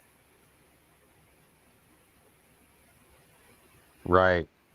We just asked that same question last night that you posed here, which Mhm. is how is it that he is, so willing to put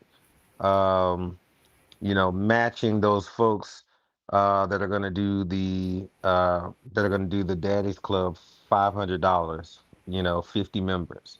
Why is he so willing? Why are they so willing to give you $2,000 per person? But Right. then when you march down, you get $1. I actually had a few band Right. members called me today, and they said that they really and truly resonated and connected with that because they just can't understand how you are willing to give that much money towards their Daddy's Club, yet you're willing to allow them to get $1, $2, you know, um, in a march. Like that's crazy, you know. It is So crazy. What's yeah, crazier is how long has this been going on? right, And we've been right. saying nothing about it whatsoever, right? Hmm. Um, the nonprofit executives are legally forbidden from doing what he's doing. Furthermore, as an active pastor, and see, I put in some of this, my history, 45-year member plus a pastor of a congregation uh, for 5 years, uh, an elder for 26 years. So it's adding from what I put in. Furthermore, Question: now this goes to all the pastors that's coming up. Yes, sir. have you ever preached at the Router while Apostle White was the pastor? No, I meant to say in Biddleville, while Apostle White was the pastor there. I have not. No, sir. Okay, cool, solid. That was Mhm. it. That was my only question. Um, I never had invitations from a lot of the pastors. After they heard me speak, they didn't want me. It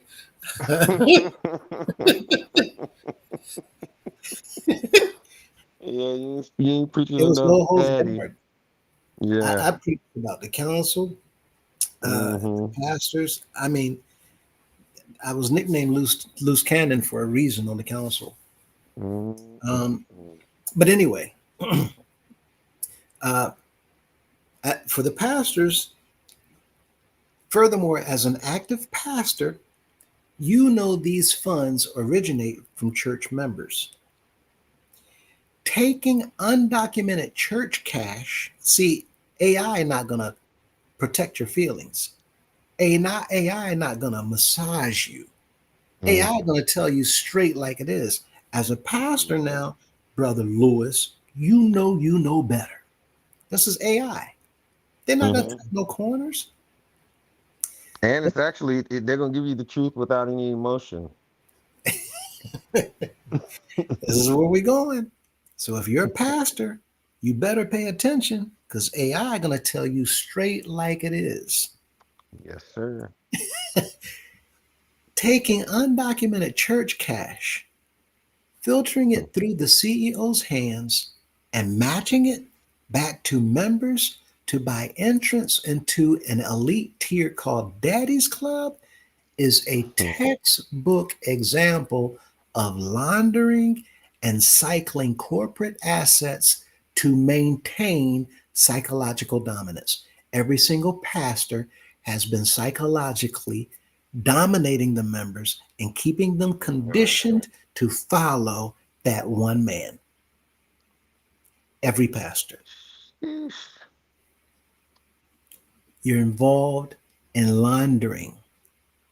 Every single pastor.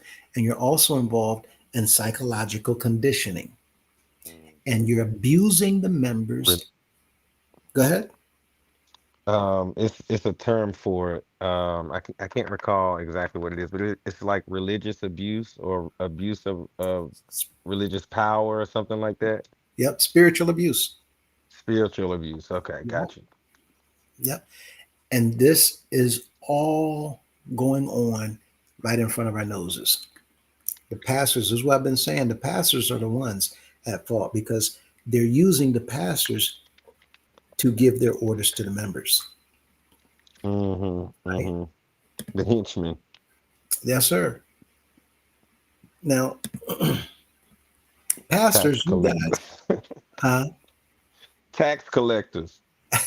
Yes, sir. Sheesh. Precisely.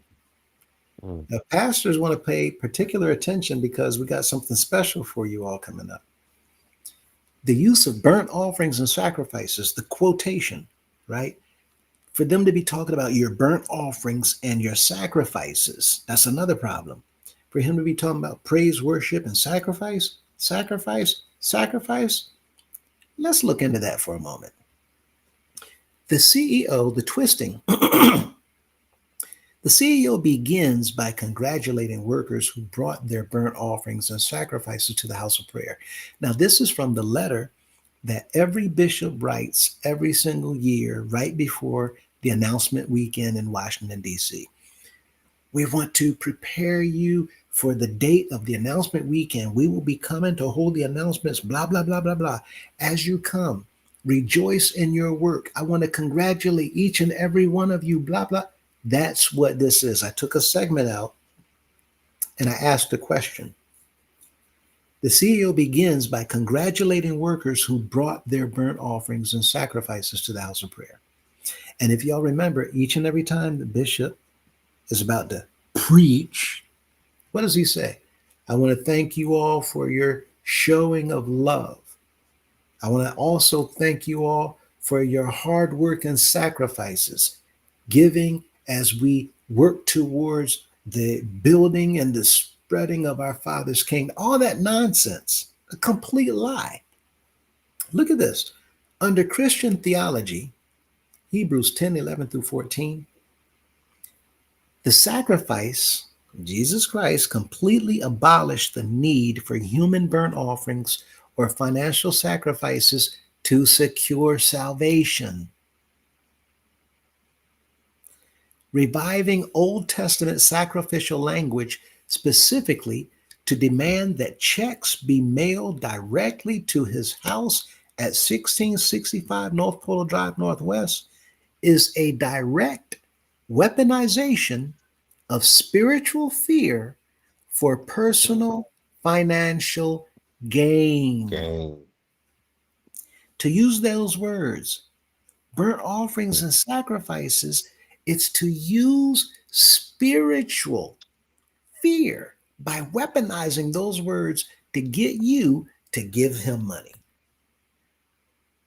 Your sacrifices go towards the building of our Father's kingdom. It's a lie. It's not his kingdom at all. The United House of Prayer has never had nothing whatsoever to do with our Father's kingdom. Never. and they know it. The word condemns sacrifices and offerings. And this is what AI said. We didn't write this, we didn't make this up. AI brought it out. So to continue this charade, again, we're involving ourselves now in willful aiding and abetting. Because we now know that this money is going towards these people for their own personal enrichment. Now look at the summary. The G-Class program is not a protected religious practice. Right? It is an unregulated, multi-million-dollar commercial operation operating completely outside the American legal and financial system.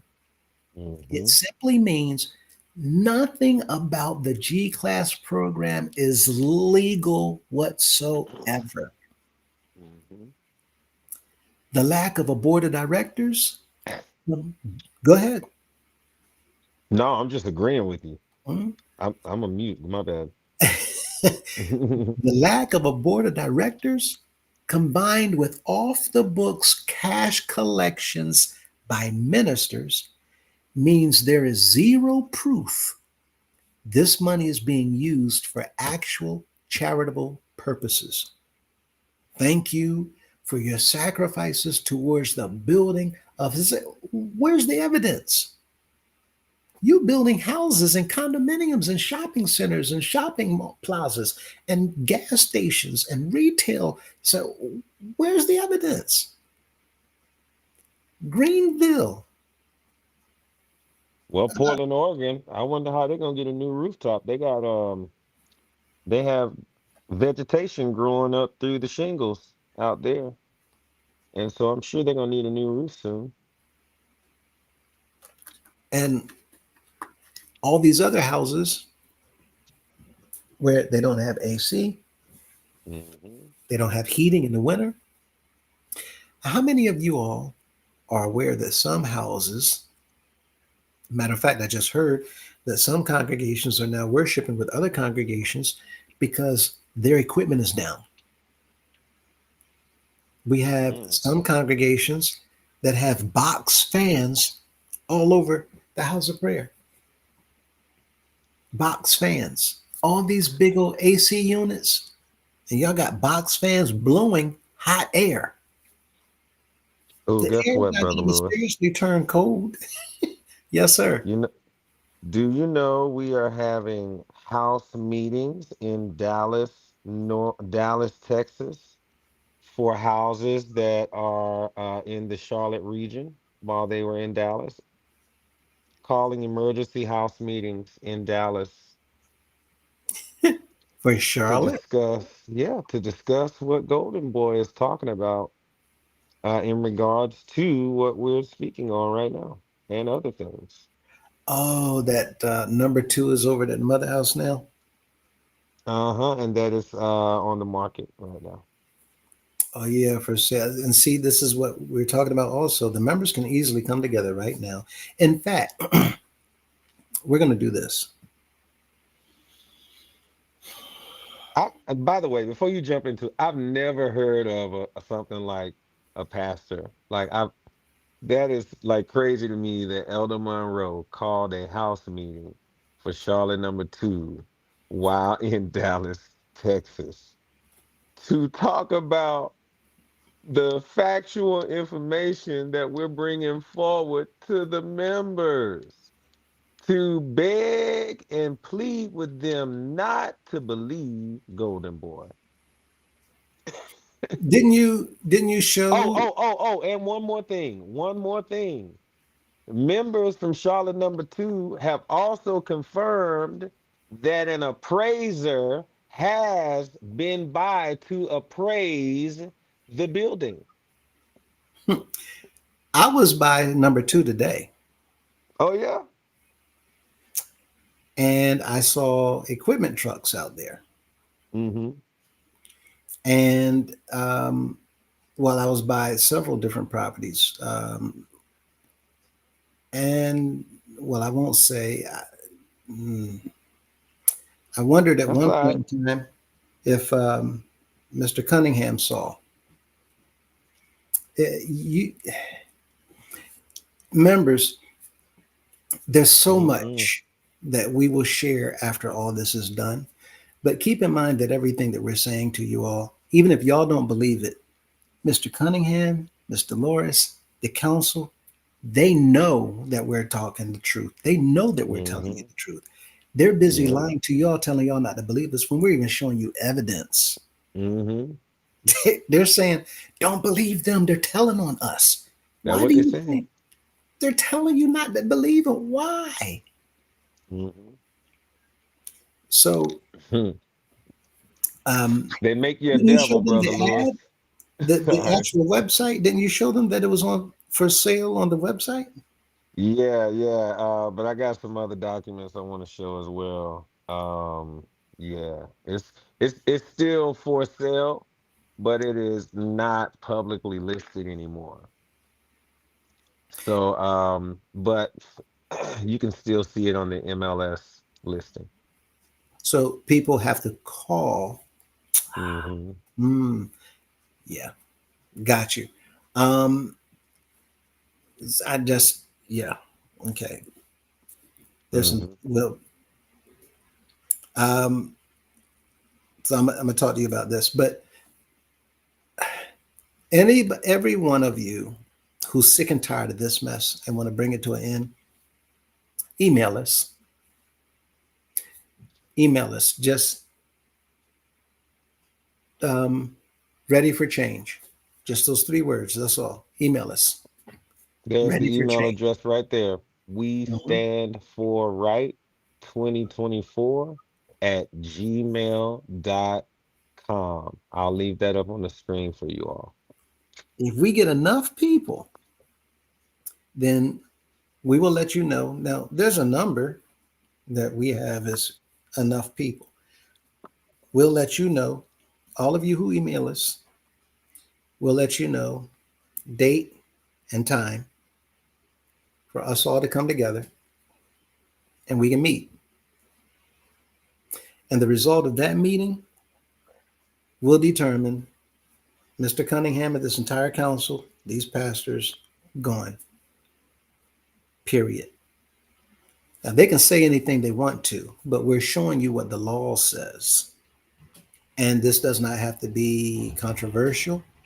It does not have to be um, disorderly. Everything that we're doing is organized.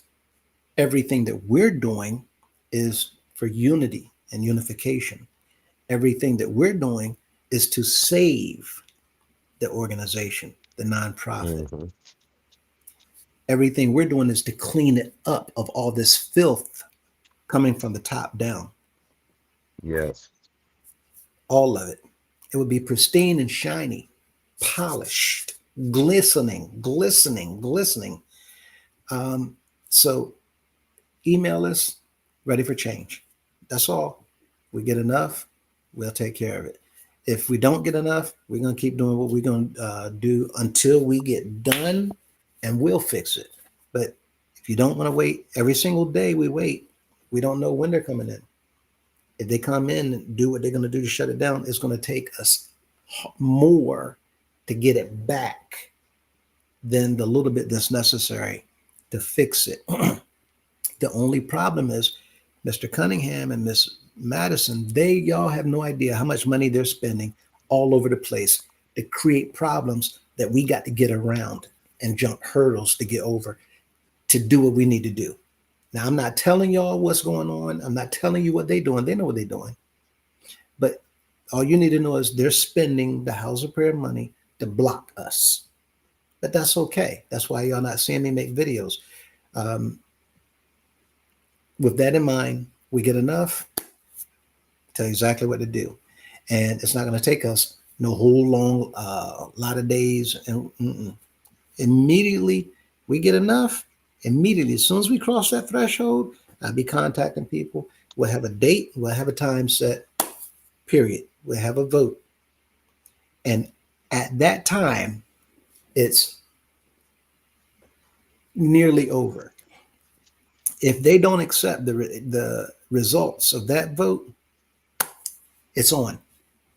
You ain't got to do nothing after that. If they don't accept the results of that vote, it is on.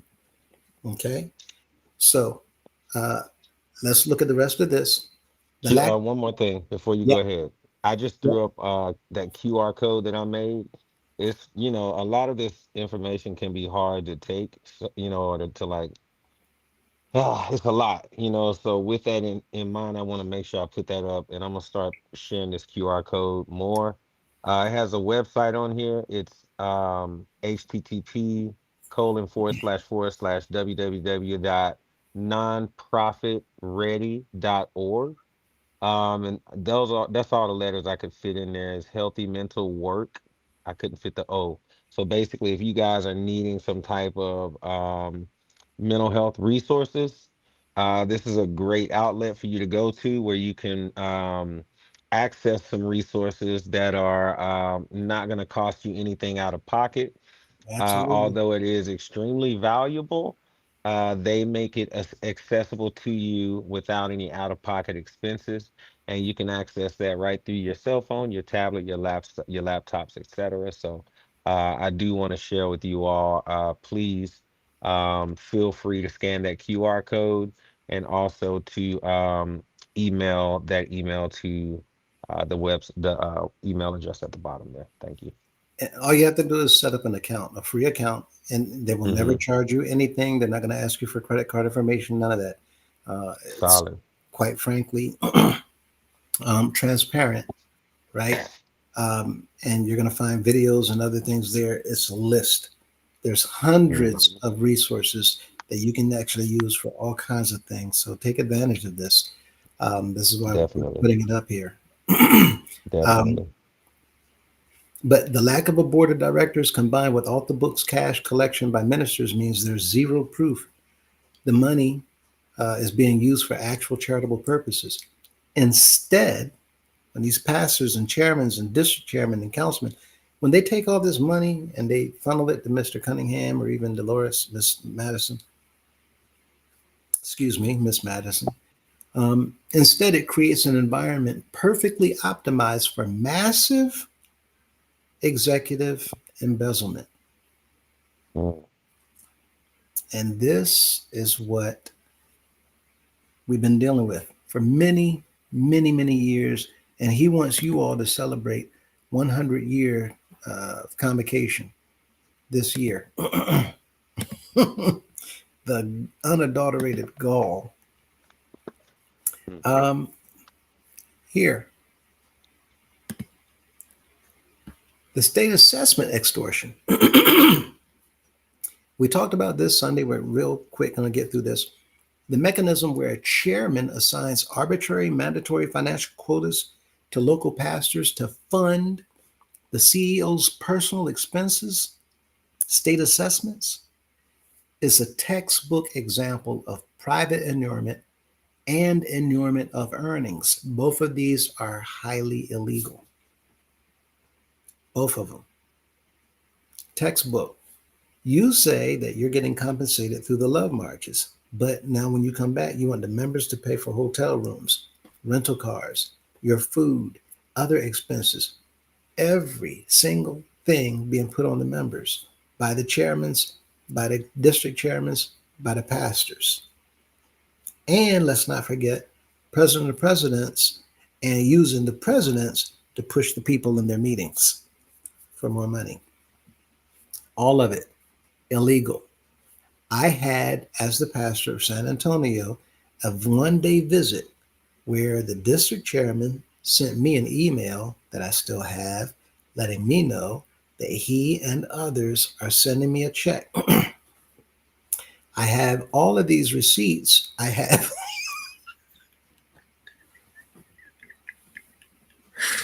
I'm sorry. People, they had no idea. I saved things a Don't long laugh, brother time Lewis. ago. Don't laugh at him. Don't do it. Lord have mercy. I learned a long time ago. Y'all did not know. I've set Hmm. national records. Hmm. Yeah. Yeah. I mean, I learned how to keep records real good when I served Uncle Sam. You know? Whew. So I'm not gonna tell y'all what I have records in, but there's a one, two. I've been there's two worldwide records, but it's actually three. Anyway, um, San Antonio had a 1 day visit.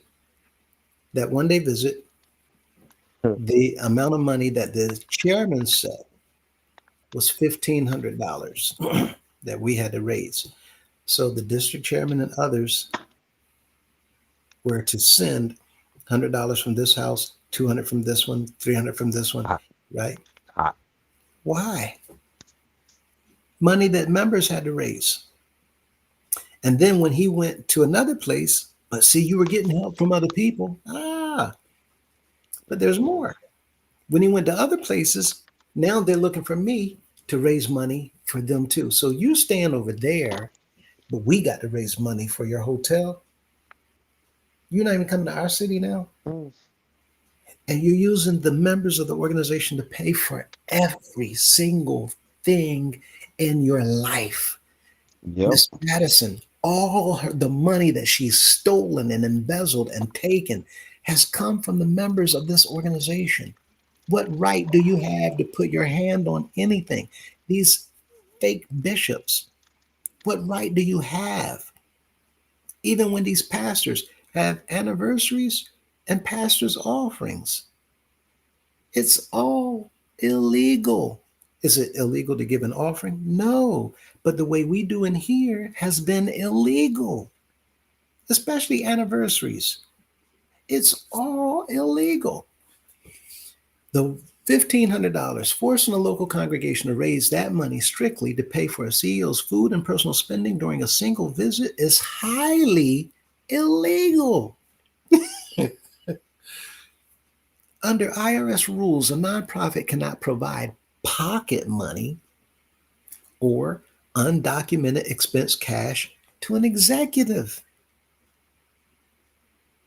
The chairman kickback structure. If the chairman title is given to the pastor who raises the most money, the church has instituted a predatory commercial sales hierarchy, using spiritual authority to extort funds from subordinate pastors to pay for an executive's personal weekend expenses is treated by courts as financial fraud.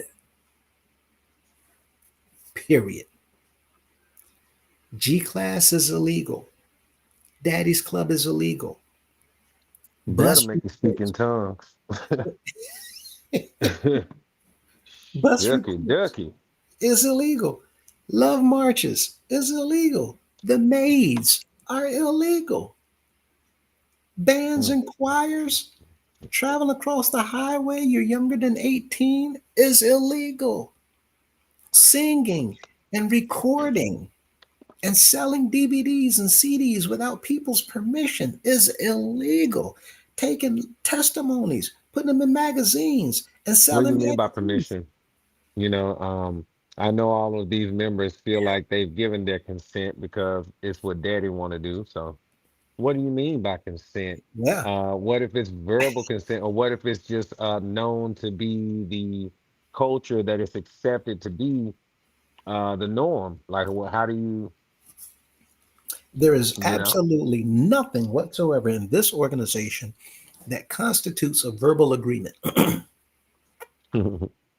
Nothing, because the members have never even had an opportunity to be asked by anybody in this organization, do you agree, blah, blah, blah, and black and white, for the members to respond, yes, I give my full consent. Hmm. Nothing is there. So even if they go right now and try to write up some phony and fake documents to go forward from now on, for those of you who are asking, well, Brother Lewis, if you understand all this stuff, why are you telling them? All they're going to do is go. Hmm. We got your past. We don't Mm-hmm. care about the future. The future is not yours. The future belongs to the members that can Mm-hmm. save it. You've already burnt yourself, and what's coming is coming. So, for all the DVDs and the CDs that we already have, listen, y'all have no idea how many DVDs and CDs I have. Mm-hmm. As an indoctrinated member under spiritual abuse, being psychologically conditioned to accept these men as servants of the Most High, we're going to show y'all what the government calls it. But the kickback for the chairmen to be pushing this makes you a co conspirator. For the pastors to take part in this makes you a co conspirator and aiding and abetting. And we're going to get there in a moment. Members, pay a little bit stricter attention to where we're going. We have just a few slides left, but they're going to be explosive, Mm-hmm. right? um, while churches are legally permitted to provide lodging, like a modest parsonage, or cover reasonable, that's modest means you just have a house. That's all. It's just a house where you stay when you're here. You don't have a king's mansion. You just have a house. Mm-hmm. Or cover reasonable travel expenses.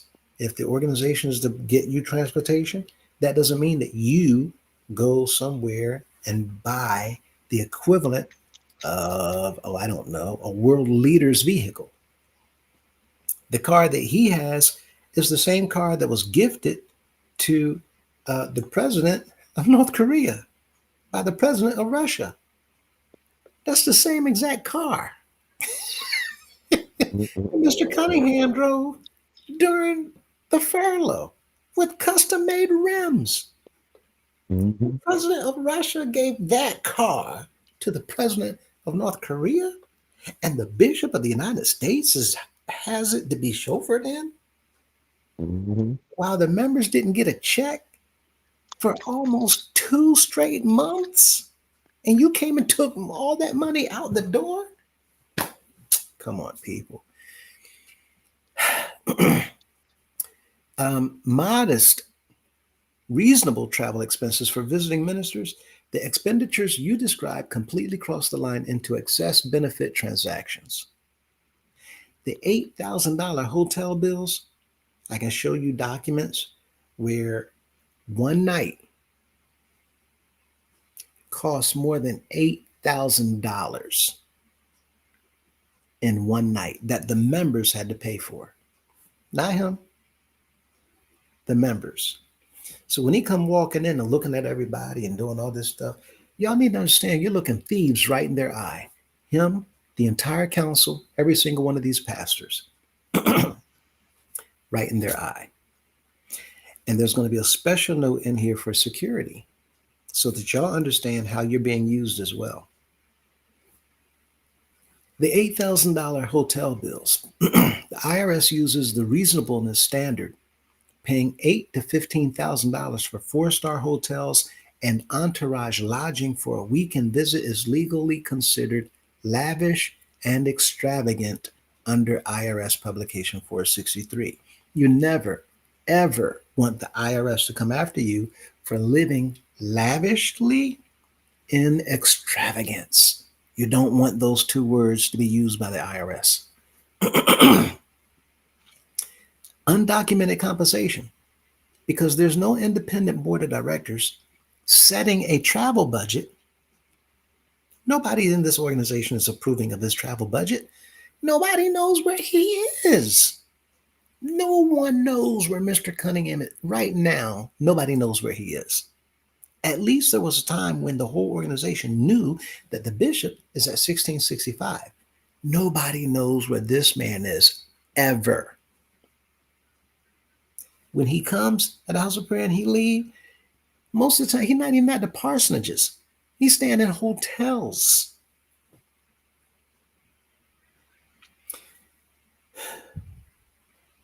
Because There's no independent board of directors setting a travel budget.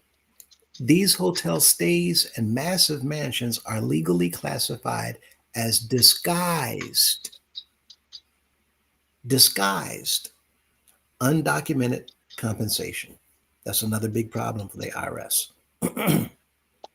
It's an old song, a rap song. Um, they used to use it in movies, but it just said hotel, hotel, holiday inn. Remember that? Rapper's delight. That's where the bishop been. Yep. Hip hop. Skirting, skirting, Hip to the hip. It's a hip hip, a hop. You don't and stop you the know. rock. Bam, bam, boom. Rapper's delight. Yes, sir. Yes, sir. Um, severe IRS sanctions. The IRS can impose intermediate sanctions. This means the CEO can be personally taxed a 25% to 200% excise tax penalty on the entire value of every one of those luxury hotel stays and mansions, meaning double. The minimum is 25%, up to 200% is two times the amount of whatever the value is of those mansions, all of them, and every one of the hotels that he stayed at, along with the entourage. One of the penalties from the IRS is 25% of that total, or up to two times the total amount. And you have that much time to pay it. Now,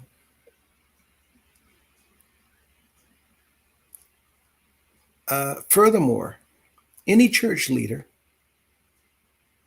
pay attention, any church leader, pastors, or chairman who knowingly approved these payments can be personally fined by the IRS. Each pastor and chairman can be personally fined up to $20,000 per violation.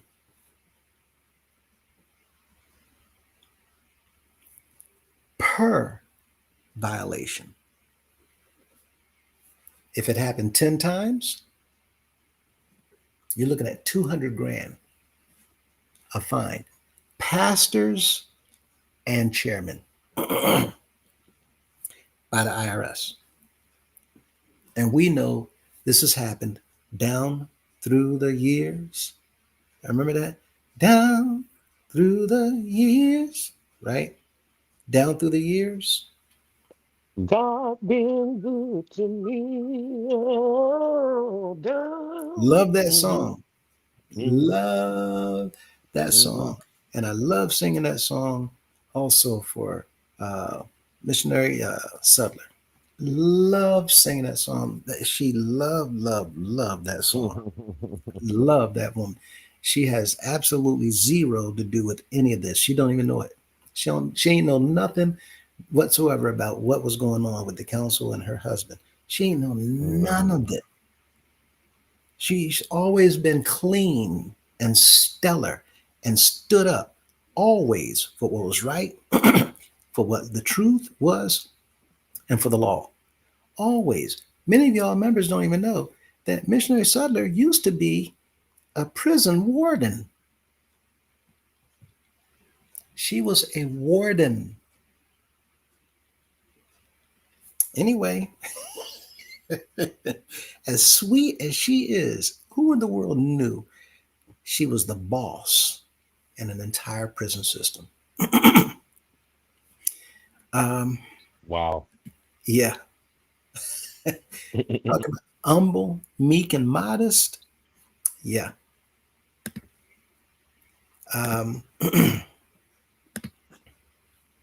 The position of local pastors This one you all will find interesting. As a pastor within the system, see, I put myself in here to see what AI was going to say to me if I was still involved in this nonsense. As a pastor within this system, you are placed in an incredibly dangerous legal position. Let that sink in, members. The pastors, every pastor in this house of prayer, going through all of these motions, involved in all of this illegal activity that Mr. Cunningham has you doing with these members taking their money, you are placed in an incredibly dangerous legal position. No, not Elder Monroe. Every single one, down to the smallest house of prayer, where the pastor's got 2, 3, 4 members. You will also be in the same boat as Mr. Monroe, as Mr. Taylor, as Mr. any pastor, any minister up in that front. Because there is no standard accounting measures and no board oversight, the IRS can view local pastors who enforce these assessments as co-conspirators in an interstate tax evasion ring. Same thing with the love marches, same thing with charging the bus fees, same thing with cooking on the yard, same thing with having love gifts taken up every single week. Same thing with the illegal lottery, right? Ratchet, that I said racket. Brother Perry, ratchet. Every week, every pastor. If a local pastor tells their congregation to give cash for a CEO visit, collects that cash, and hands it directly to a minister or the CEO without routing it through a transparent church bank account with a formal receipt, that pastor has participated in an undocumented, off the books cash transfer.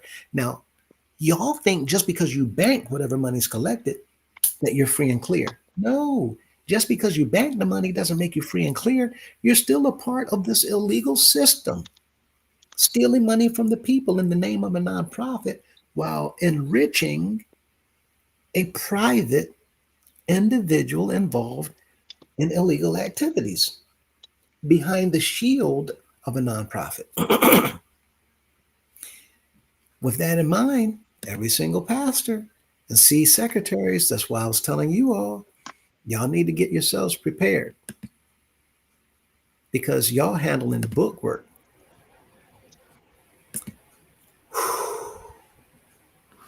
The legal illusion of the love gift.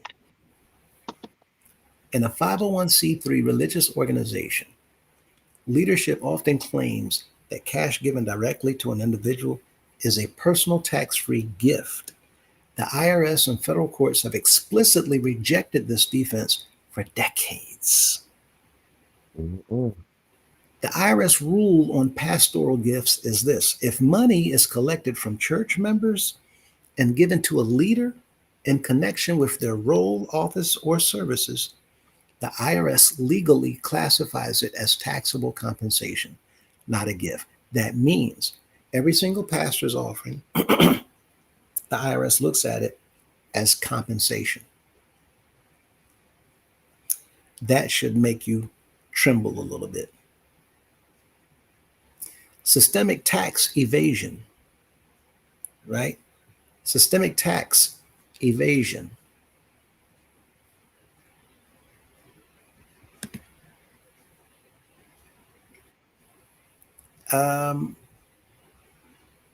Collecting 1 million plus annually through local pastors to distribute to the CEO. When the pastors take a love gift every single week from the members of the congregation, and love gift for the wives wife and former First Lady, without issuing IRS Form W-2s or 1099s is a massive criminal tax evasion scheme. The fact that the recipients are church insiders means every single dollar is considered an unreported insider benefit. Unreported insider benefit.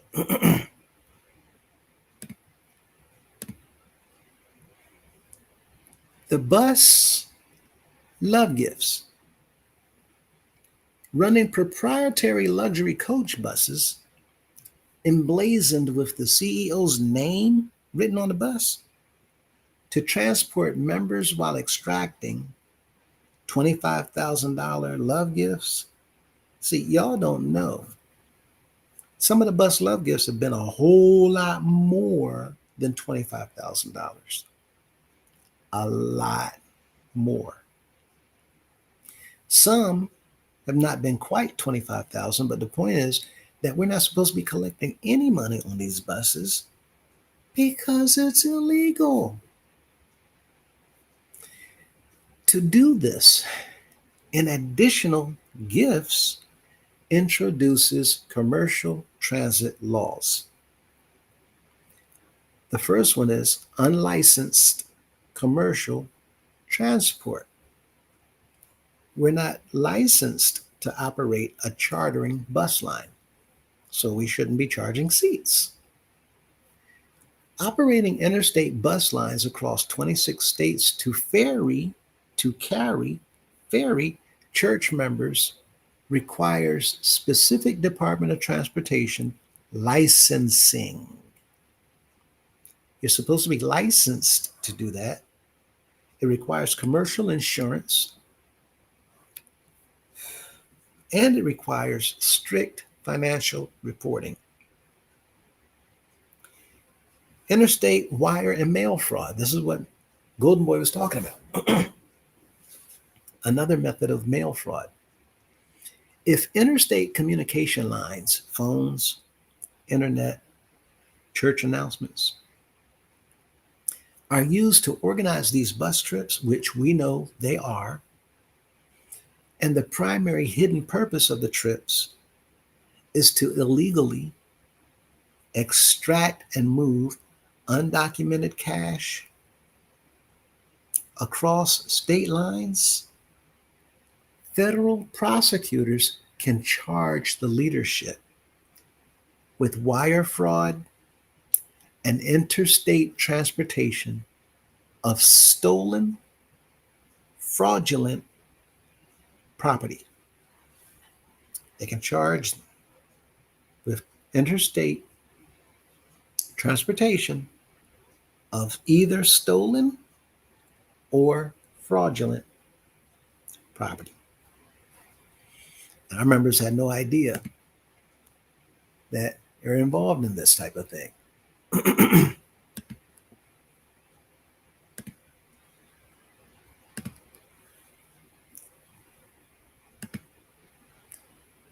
Liability for the CEO's wife and the former executive family. What trouble did they get into? By explicitly routing hundreds of thousands of dollars in love gifts to the CEO's wife and the former CEO's wife. Now, some of y'all might say, they're not giving that much money. It adds up. And in the eyes of the IRS and the government, they're not going to say, well, how much did you collect last month, last year? They're going to look at the entire time.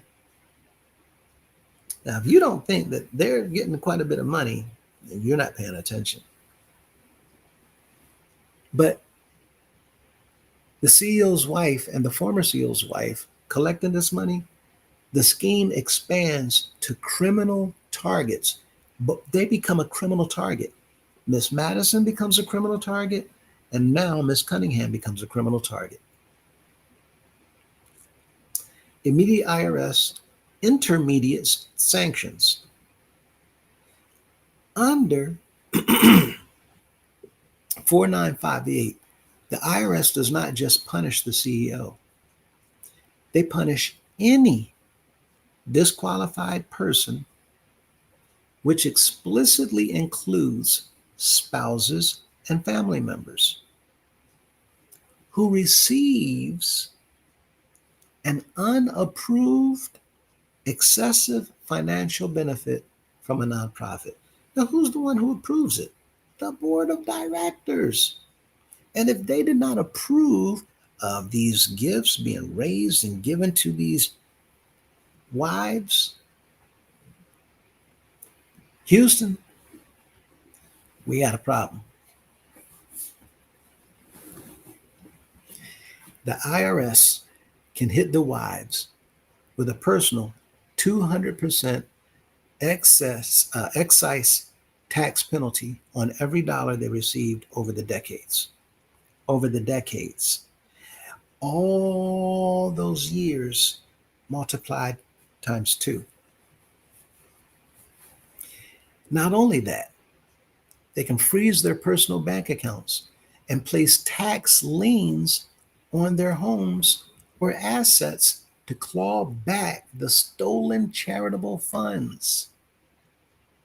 This is stolen money that they took because the whole practice has been illegal.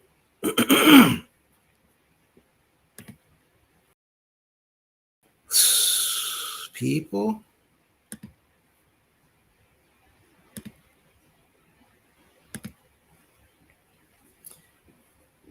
taking 25,000, I just made up a modest number for the love marches, taking 25,000 in raw cash per service over 100 times a year, because we know Mr. Cunningham visits these different houses just like other past bishops more than 100 times a year. More than. And if the total amount in each love march equals 25 grand, that's what this example is for,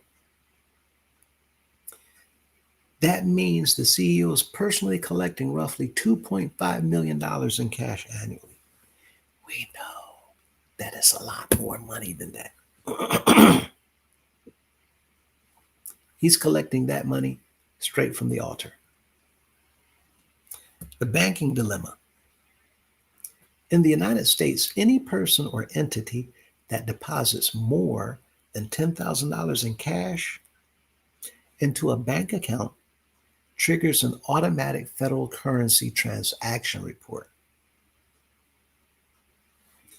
If the CEO or his ministers are keeping this money entirely in cash, hoarding it in safes, or breaking the deposits down into smaller amounts under $10,000 to avoid bank triggers, they are committing a separate federal felony known as structuring.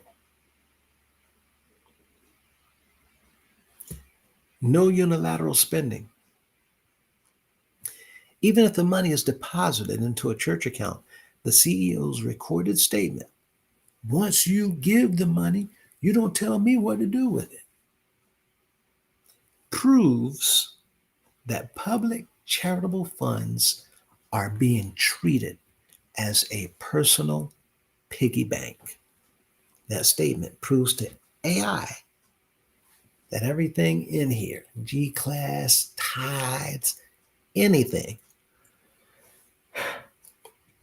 it's all up for grabs. And we should have known that by the way he's talking to the members, daring them.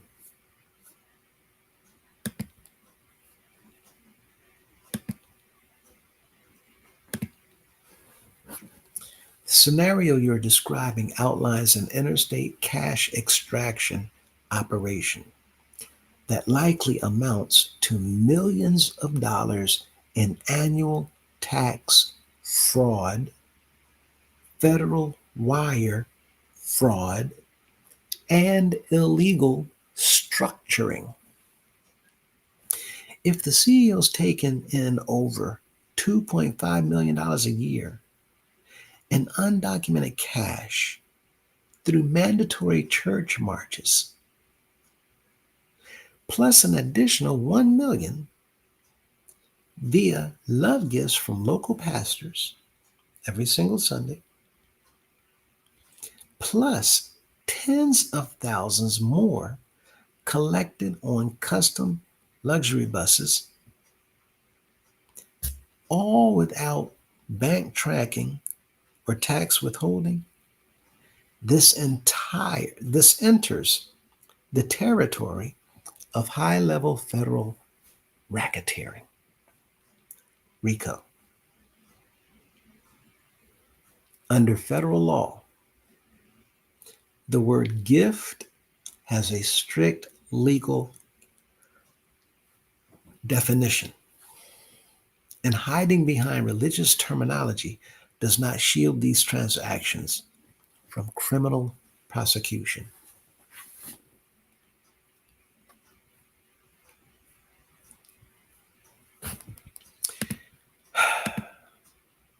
Mr. Cunningham, oh boy.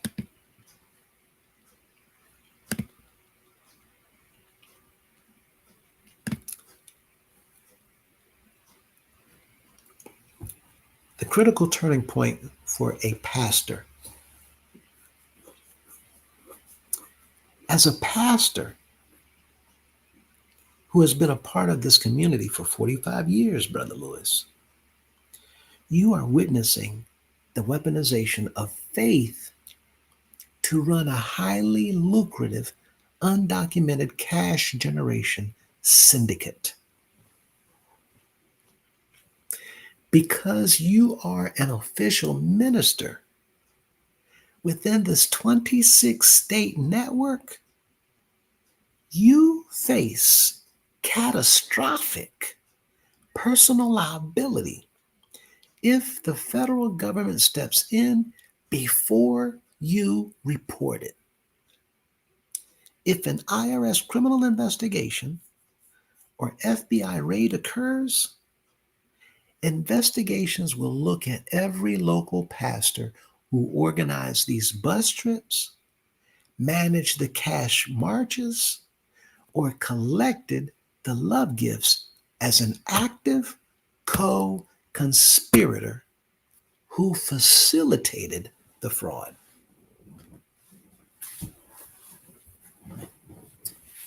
Every single pastor in this organization, I told you all before,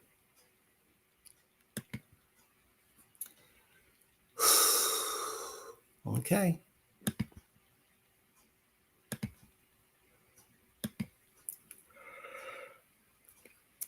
the details of Goodwin versus the United States.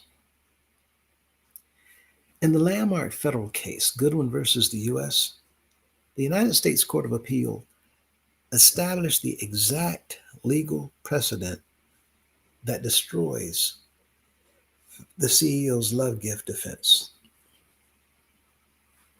Facts of the case. A longtime pastor, Lloyd Goodwin, received substantial cash payments 3 times a year, three,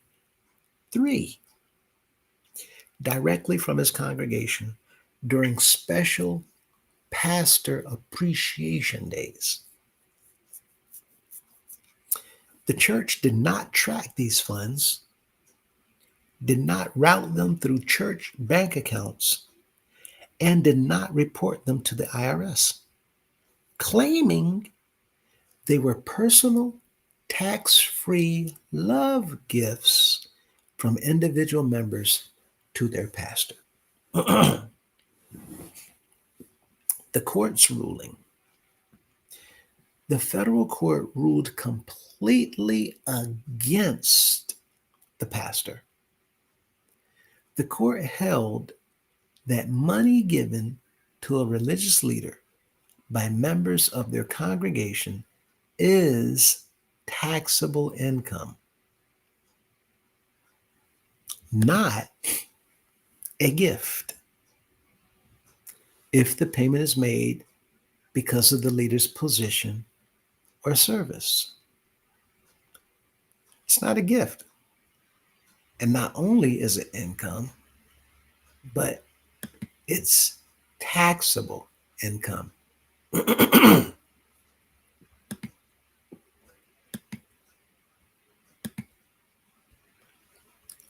Why does that apply to the CEO? The court established several specific tests that match your situation perfectly.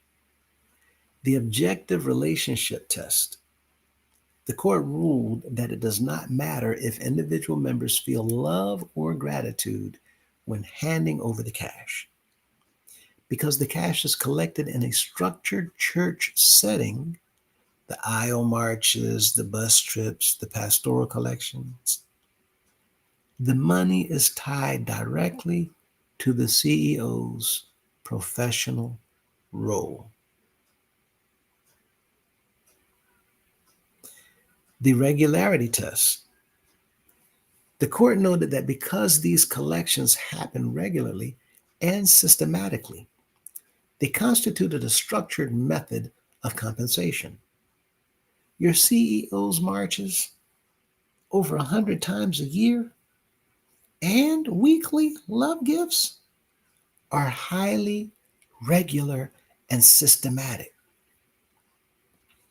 Under Goodwin, your CEO, his wife, and the former CEO's wife are legally guilty of criminal tax evasion for failing to report millions of dollars in taxable pastoral income.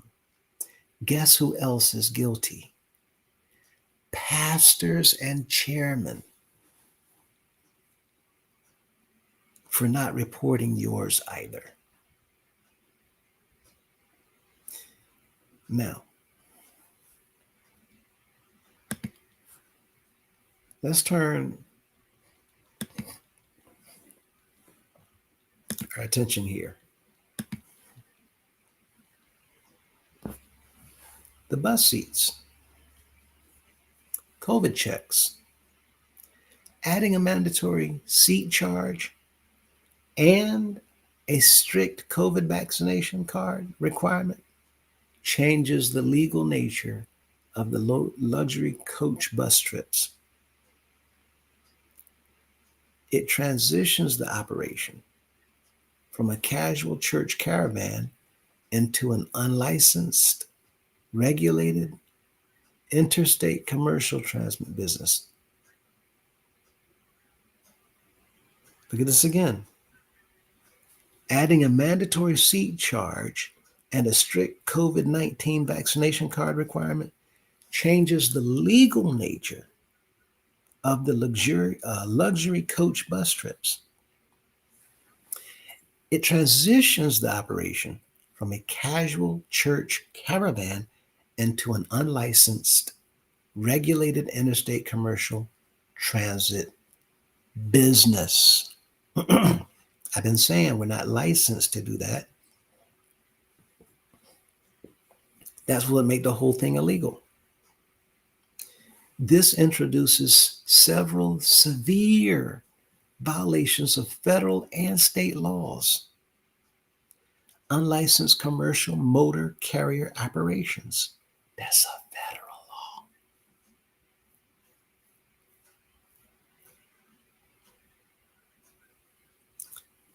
When you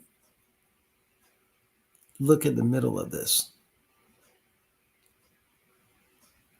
when an organization charges members a set fee for a seat on a bus traveling across state lines, the organization is no longer running a private church trip.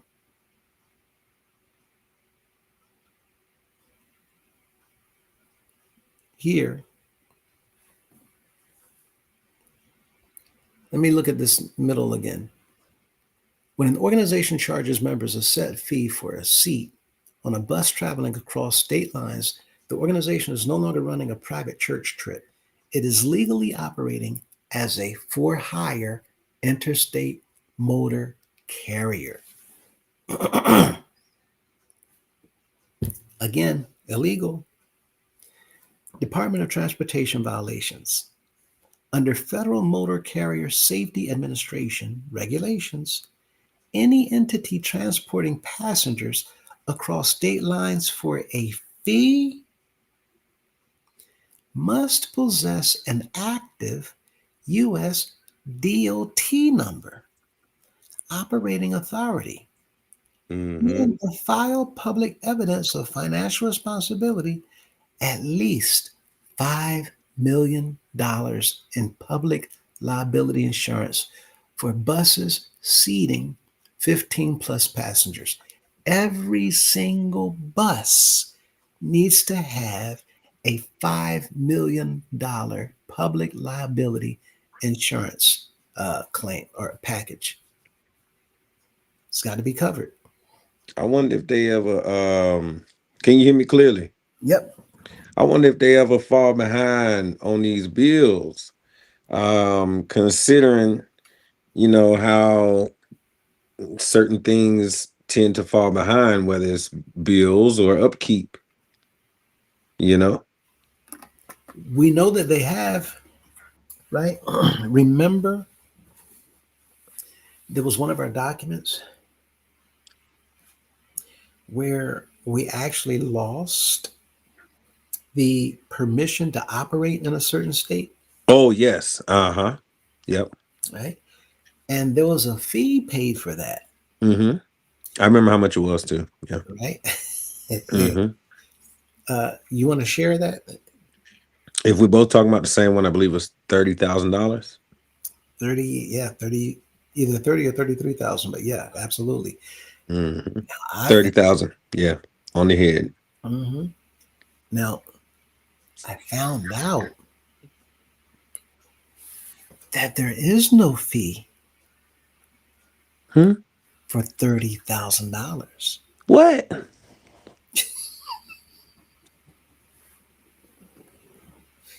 Are you kidding me? Cannot make this up. Huh? You can't make it up. There is no $30,000 fee. So The highest fee, you can't make this stuff up. what did $30,000 go then? The highest fee, if I'm not mistaken, goes up to $280. Oh my goodness. Is that not proof Wow. of bribery? Yes. People, Oh man. They made it look like a tax or something like that. You know what I mean? it was, and it's Wow. not a typo. And we know Right. it's Oh, it's intentional. handwritten. It's intentional. When you It's write that intentional. figure, It's hard to mistake 3,000 and 30,000 a or comma.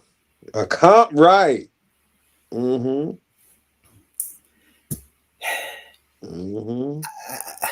I cannot begin to tell you all members, their back is against the wall.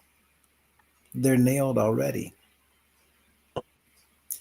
We're not excited Right. that people are in trouble. It just becomes exciting that we're finding all of this evidence everywhere. Absolutely. Absolutely. Okay. Now, each bus should have a $5 million insurance coverage, every single one. Mm-hmm. Now, that's if it was legitimately operating as a for hire interstate motor carrier. But we Mm-hmm. know that they're not legitimately operating as a for hire interstate motor carrier. So, Mm-hmm. because they're not operating that way, There's no 5 million insurance policy on these buses. Mm-hmm. My Lord. That makes sense to me. Because they sure not paying the drivers not on payroll. Mm-mm, mm-mm. And a lot of the drivers are having issues with all this stuff because they're promised money and many times they're not getting it. Yeah, you gotta wait till you get old to get that insurance payout that you've been paying in all your life for, that you'll never get. Uh, the, watch this. Criminal interstate transportation. Criminal interstate transportation. When you ride these buses, I'm telling y'all, if you get pulled over, criminal interstate transportation, operating a fleet of luxury buses across 26 states to collect millions in cash while charging seat fees also without DOT commercial registration Mhm. is a federal transportation crime. My Lord, my Lord. It just keeps coming. Oh, here.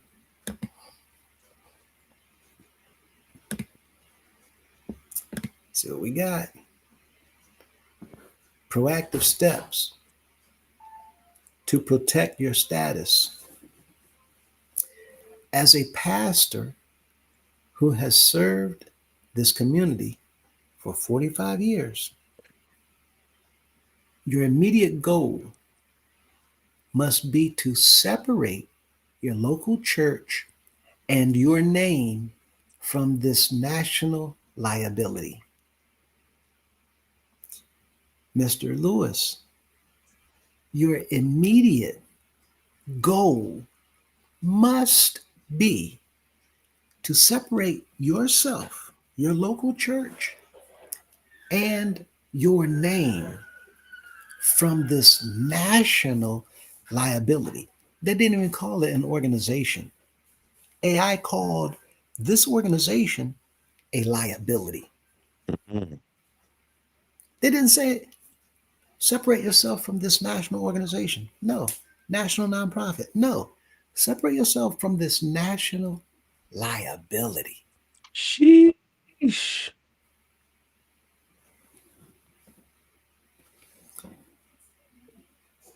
Document the bus instructions. Keep any written paperwork, texts, recordings where the CEO or the chairman mandates the seat prices and the vaccination card checks.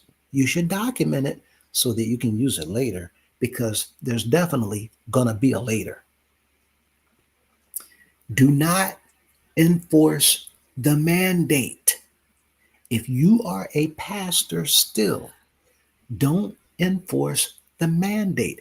Do not personally collect seat fees or verify medical cards for the CEO's transit lines. Let the CEO's personal entourage handle those transactions so that the financial and regulatory liability remains entirely on them. To involve yourself by collecting all this money in love gift, collecting these seat fees, by making sure that you do what Mr. Cunningham says, you do what your chairman say, you do what your district chairman say, all you're doing is following orders. Whatever the council says, there will be no excuse. I'm just following orders will not apply. You are a co-conspirator, Mhm. period. And said, immediately separate yourself and write stuff down. Document, document, document, document, so that you have a record to tell them when they come kicking the door in. Yep. Now watch where this goes. Ooh. My. Ah, my goodness. Ben done told you, right? And thank God that we are being told. Sheesh. Mm, Absence of a board of directors by law, every DC nonprofit corporation must maintain a board of directors comprised of a minimum of 3 distinct individuals. Operating without a board violates the basic requirements of corporate existence. You absolutely cannot exist in the eyes of the law without a board. We've never had one in 107 years. People, breach of fiduciary duties is humongous. mm-hmm, You broke a contract with mm-hmm. the United States government. Come on. This was huge. This was really, really huge. And none of us even have ever heard of what it is. And I know for a fact the preachers at the house of prayer have never heard of it. I can almost guarantee with certainty they don't learn about this in seminary while they're there for 2 weeks. Never. Did you learn about this in seminary while you were there for 2 weeks, Brother Never. Lewis? Because Never. I didn't learn about it in nothing until I got on here and started researching, learning what information you were putting out. And I learned more about it, and now I have even more caution, and I'm appreciative of having learned more about the care of duty. So, yeah, the duty of care, rather. It's scary to know what they're going to come after when they come if we don't fix it. Yeah. Officers must act in good faith and in the best interests of the organization. Love Gift has nothing to do with the best interests of the organization. Mm-hmm. Daddy's Club, the G-Class program, the bus love gifts, paying for the bus seats, none of that has the best interest of the organization. Even pastor's offering and pastor's anniversary, club anniversaries, none of that has the best interest of the organization. The parades has nothing to do with the best interests of the organization. None of it. Commingling funds, tracking cash credits arbitrarily, and hiding financials from members. The bishop is hiding the financials from all of the members. When you do that, it constitutes a total breach of trust and a diversion of charitable assets. That means the government knows that you did one thing, so you can do another. You did this so that you can divert funds, take it from this and put it over here. Take it from this, put it over here. Take it from this, put it over here. Why? Because this over here is where you're taking money out of. They know that you're diverting funds. People, illegal gambling, lottery is raffles and rallies. All of it. Not just the raffles with a ticket. Every pickup, every game of chance. Anybody got to put money up to get something else? Illegal gambling and unlicensed raffling in our organization. In DC, no individual or entity may hold a raffle without an official license issued by the DC Lottery Board. How many times have you seen a license given to the members of the House of Prayer by the DC Lottery Board? Even if you put in an application to get a permit or a license to have a raffle, the fact that you had to get it from the DC Lottery Board should tell you as a minister, wait a minute, raffling is the same as playing the lottery. Mm-hmm. And on top of that, if it were legitimate, it would have the DC Lottery Board's logo on the literature with the trademark or whatever it is, so that the logo, so that you know that this is licensed by the lottery board. Because people print and make up fake lottery tickets. Mhm. That's why that stamp is there. Because lottery tickets is like printing dollar bills. Mhm. People, oh my goodness. Running unlicensed raffles for decades is a systematic violation of criminal gambling statutes. All of it has been illegal. The church might as well just walk in the gas station and grab the pastors and grab the thing of the scratch off and just walk right on out. It's the same doggone thing. The same thing. We might as well be playing bingo, Mhm. right? But at least bingo is licensed. The House of Prayer is not. Right. Now, look, while churches enjoy automatic 501c3 status and exemptions from filing annual Form 990 tax returns, they are absolutely not exempt from basic operational tax laws. You can be exempt from whatever else, but you're not exempt from every law. Listen, we have no coming to an end. Here we go with the masks. Now, this one, you all please pay attention. Masking as a tool to conceal identity during cash operations.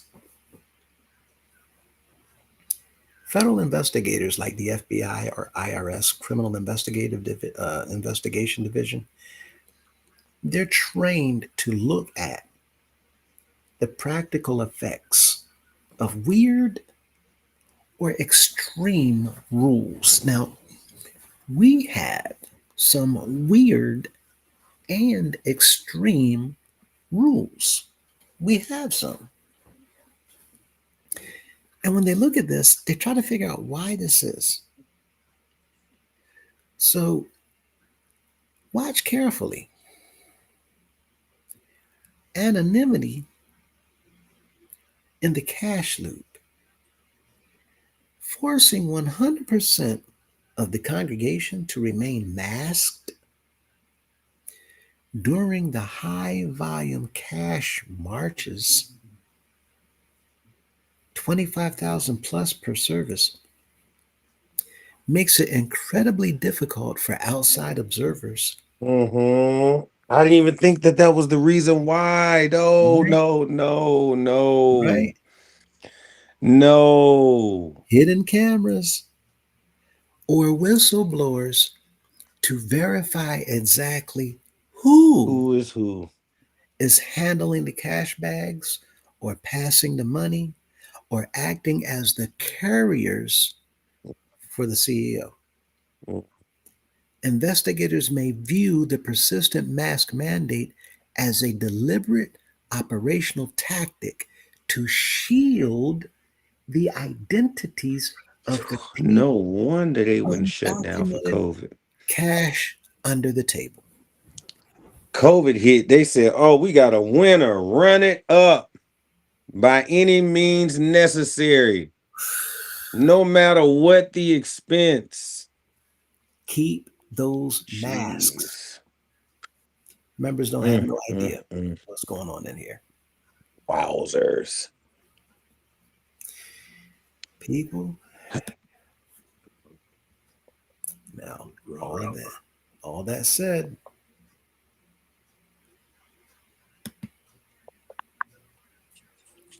when you look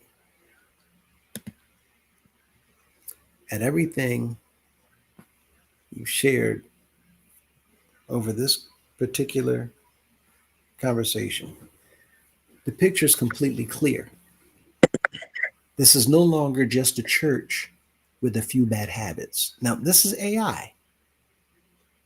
AI said it's not just a church with a few bad habits.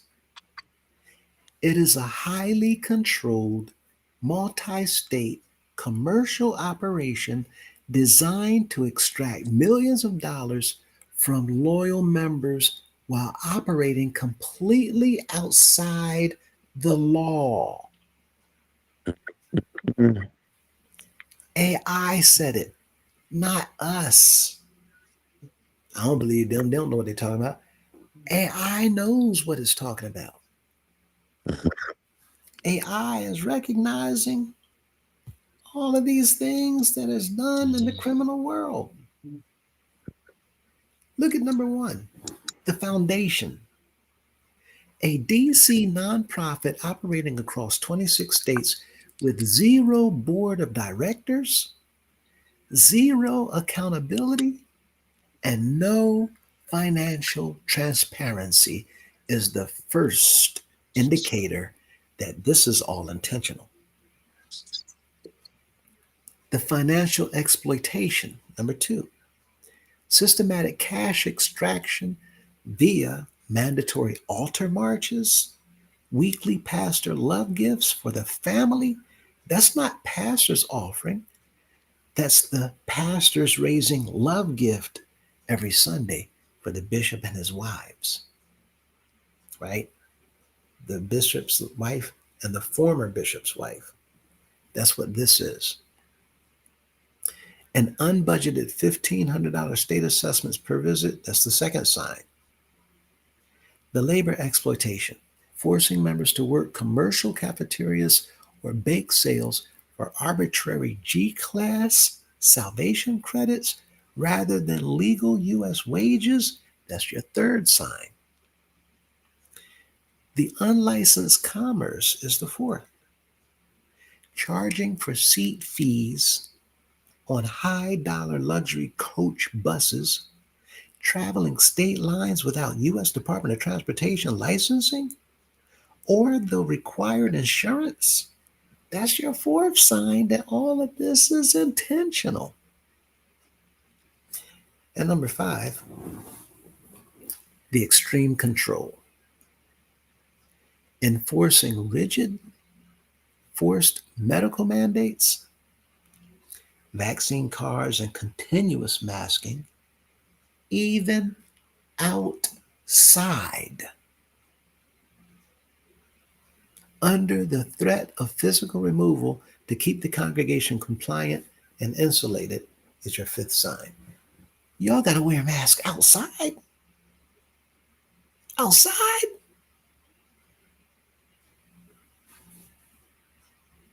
Outside. This is intentional.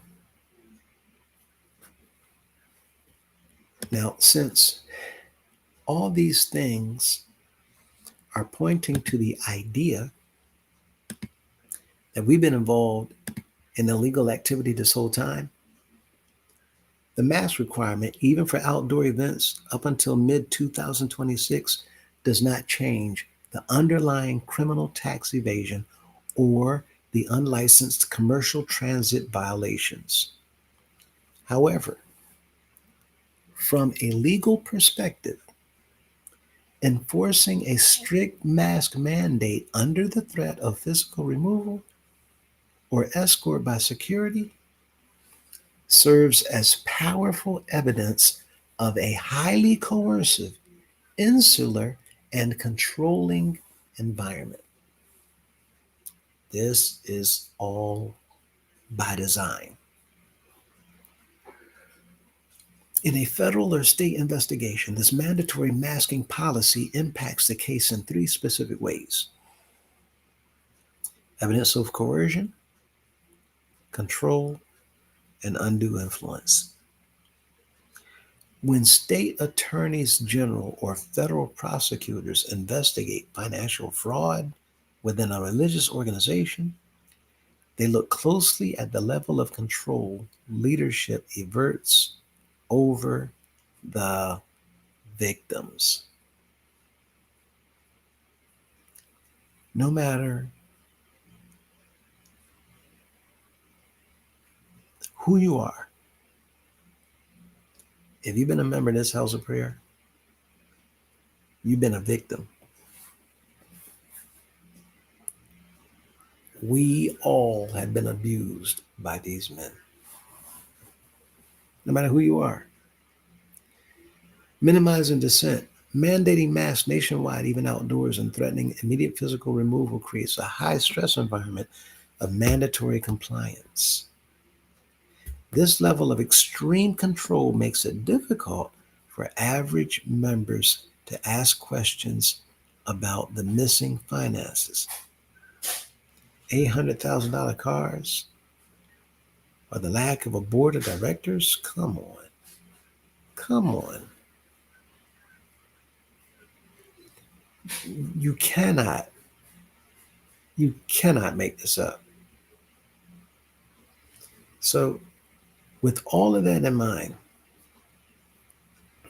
people, let's get ready to close this out.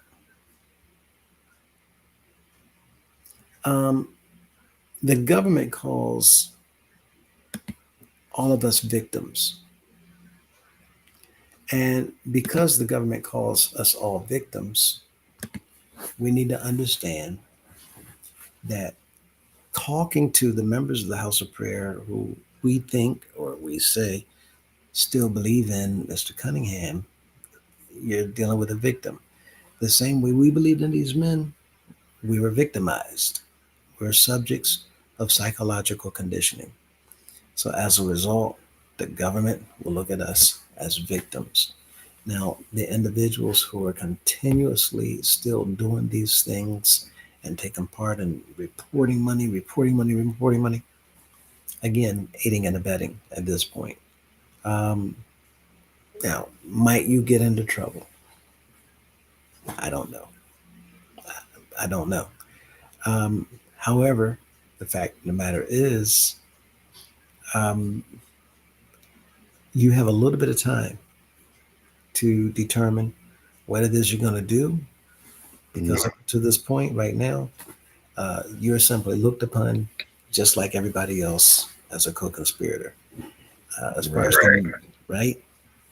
as the members, aiding and abetting, but you've been victimized, so there's a lot of things that's going to get you as a member off the hook.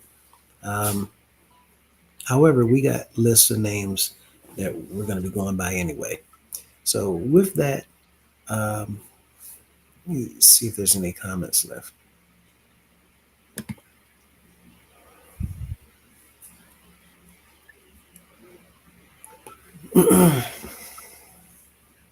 Oh yeah, and raises love gift on the buses. Yeah, so we covered them all. And you're right, time wasted. Thank you so much. The amounts of money is completely insane. However, this is where we are. So we have, there's something else. Oh, right now, if all of you individuals are calling pastors and councilmen and anybody else, and y'all hear voicemail messages, please let us know. All of this is new, and they have not been using voicemail messages until recently. Um, so, just a quick head nod. All of you who are tired and sick and tired of this, reach out to us, email, um, and simply, again, uh, email us. And again, just ready for change. And we'll take it from there after we see how many we have. Other than that, we want to thank everybody for hanging out with us. Oh, wait. Yeah. Are there not 3 more slides? No, they go back. Oh, Um, okay. To the and beginning. I got you. yeah, let me make sure. Yeah. Solid. Yeah. Um, so everyone, again, just understand we're dealing with victims. You've been a victim. I've been a victim. Miss Mintz, Golden Boy has been victimized. And we're sick and tired of being victimized. We're sick and tired of being bullied. We're sick and tired of being called names. We're sick and tired of being kicked around, pushed around. Mhm. We're just sick and tired. And some of us are sick and tired of being sick and tired. Absolutely. So, with that said, you got anything else you'd like to add? Oh, no. I think that was great. Hmm? Okay, so, he popped up in DC last night. Oh, Um, okay. yeah, Interesting. which is odd, right? Yeah, because we just talked about that, about him not being there. And then boom, I'm here. What are they talking about? I can be here. You know? We know he's watching. Yeah, We know but he's I bet he didn't watching. stay that long. And I bet he didn't stay at Portal Drive either. No, and on a Monday night, you stopped in 6 on Elm Street to say, I was thinking about y'all and wanted to come out. Man. This, anyway, yeah. Trying to make himself look like he's so busy doing work when really he's doing nothing at all. He's just in his head, you know. Um we put it into AI, and AI said that he's on the run, but he's running from his own thoughts and not because anyone is actively chasing him. Running from his own thoughts, Hmm. and in fact, the scripture tells us that if we're not obedient to our Heavenly Father and His Word, it said, you will run when none, you will flee when none chaseth after you. Mm. Yeah. We see all these things happening, and it's just a shame. But with that in mind, we don't want to be caught on their side of things. We want to be caught on our side of things, um, doing what we can to bring attention to what we need to bring attention to so that we can fix this. So we're right there at the edge. We're right at the finish line. And um, until the members either come together to have a meeting, we're just going to keep right on at it. Again, we are right there. Y'all don't know what it means, but we're right there. Um, and before you know it, there's going to be yelling and crying and what's that song? Dancing in the streets, Dancing in the street. right? I don't know. That one. Yeah. Yeah. Down in East LA, dancing in the The street. street. Come on, everybody dancing. Right? And Hmm. people are going to be pouring out. Oh, it's music, music, music, music, music everywhere. Can you imagine text messaging, phone calls that day, that night? People are not going to believe it. And it will have been done. Over the news is circulating that he is gone. The council is gone. These pastors are gone. That day, everybody's going to know. When y'all see what it is that we have, you're going to ask, what were we doing? Wait, we could have been done this.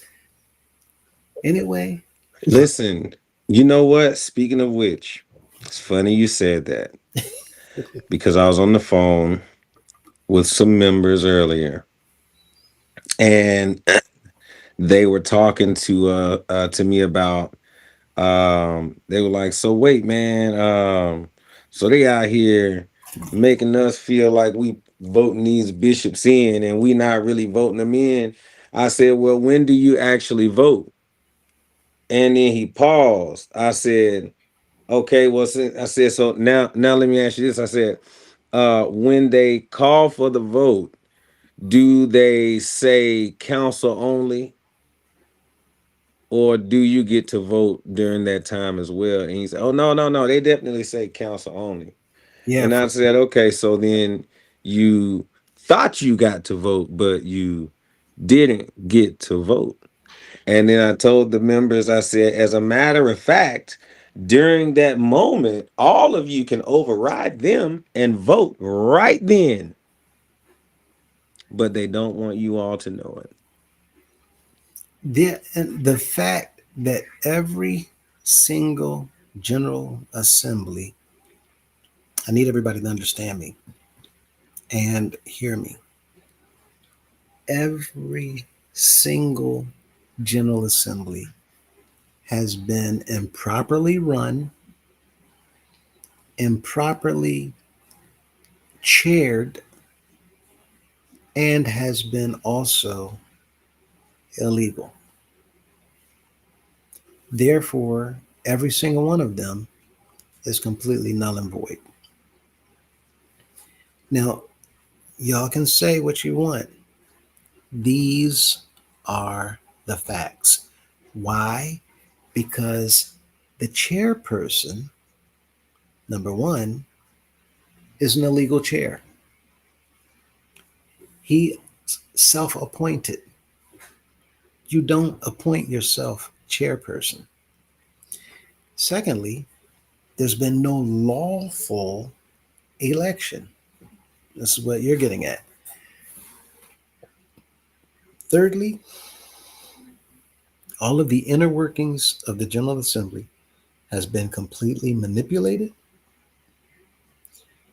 completely planned and plotted, orchestrated by the insiders known as the General Counsel and the General Assembly Secretary in order to pull the wool completely over the people's eyes. Quite frankly, the General Assembly has been hijacked. So when y'all email, ready for change, ready for change, ready for change. That's all. And then as soon as we have enough, you'll be hearing from me. Until that time, we're going to keep doing what we're doing. We're not going to stop at all. This is way too, the number of people. Anyway, that said, let everybody get ready to turn in. Didn't mean to go this late. However, Yeah. I want to thank you all. Thank you. Golden Boy, did you have anything else left that you want to share before we close out? No, sir. That's it. Appreciate y'all. Appreciate everyone that tuned in. Yeah, absolutely. Let me make sure that we don't have anything left. Well, hey, there's Dwayne. Thank you. You're welcome. Crook.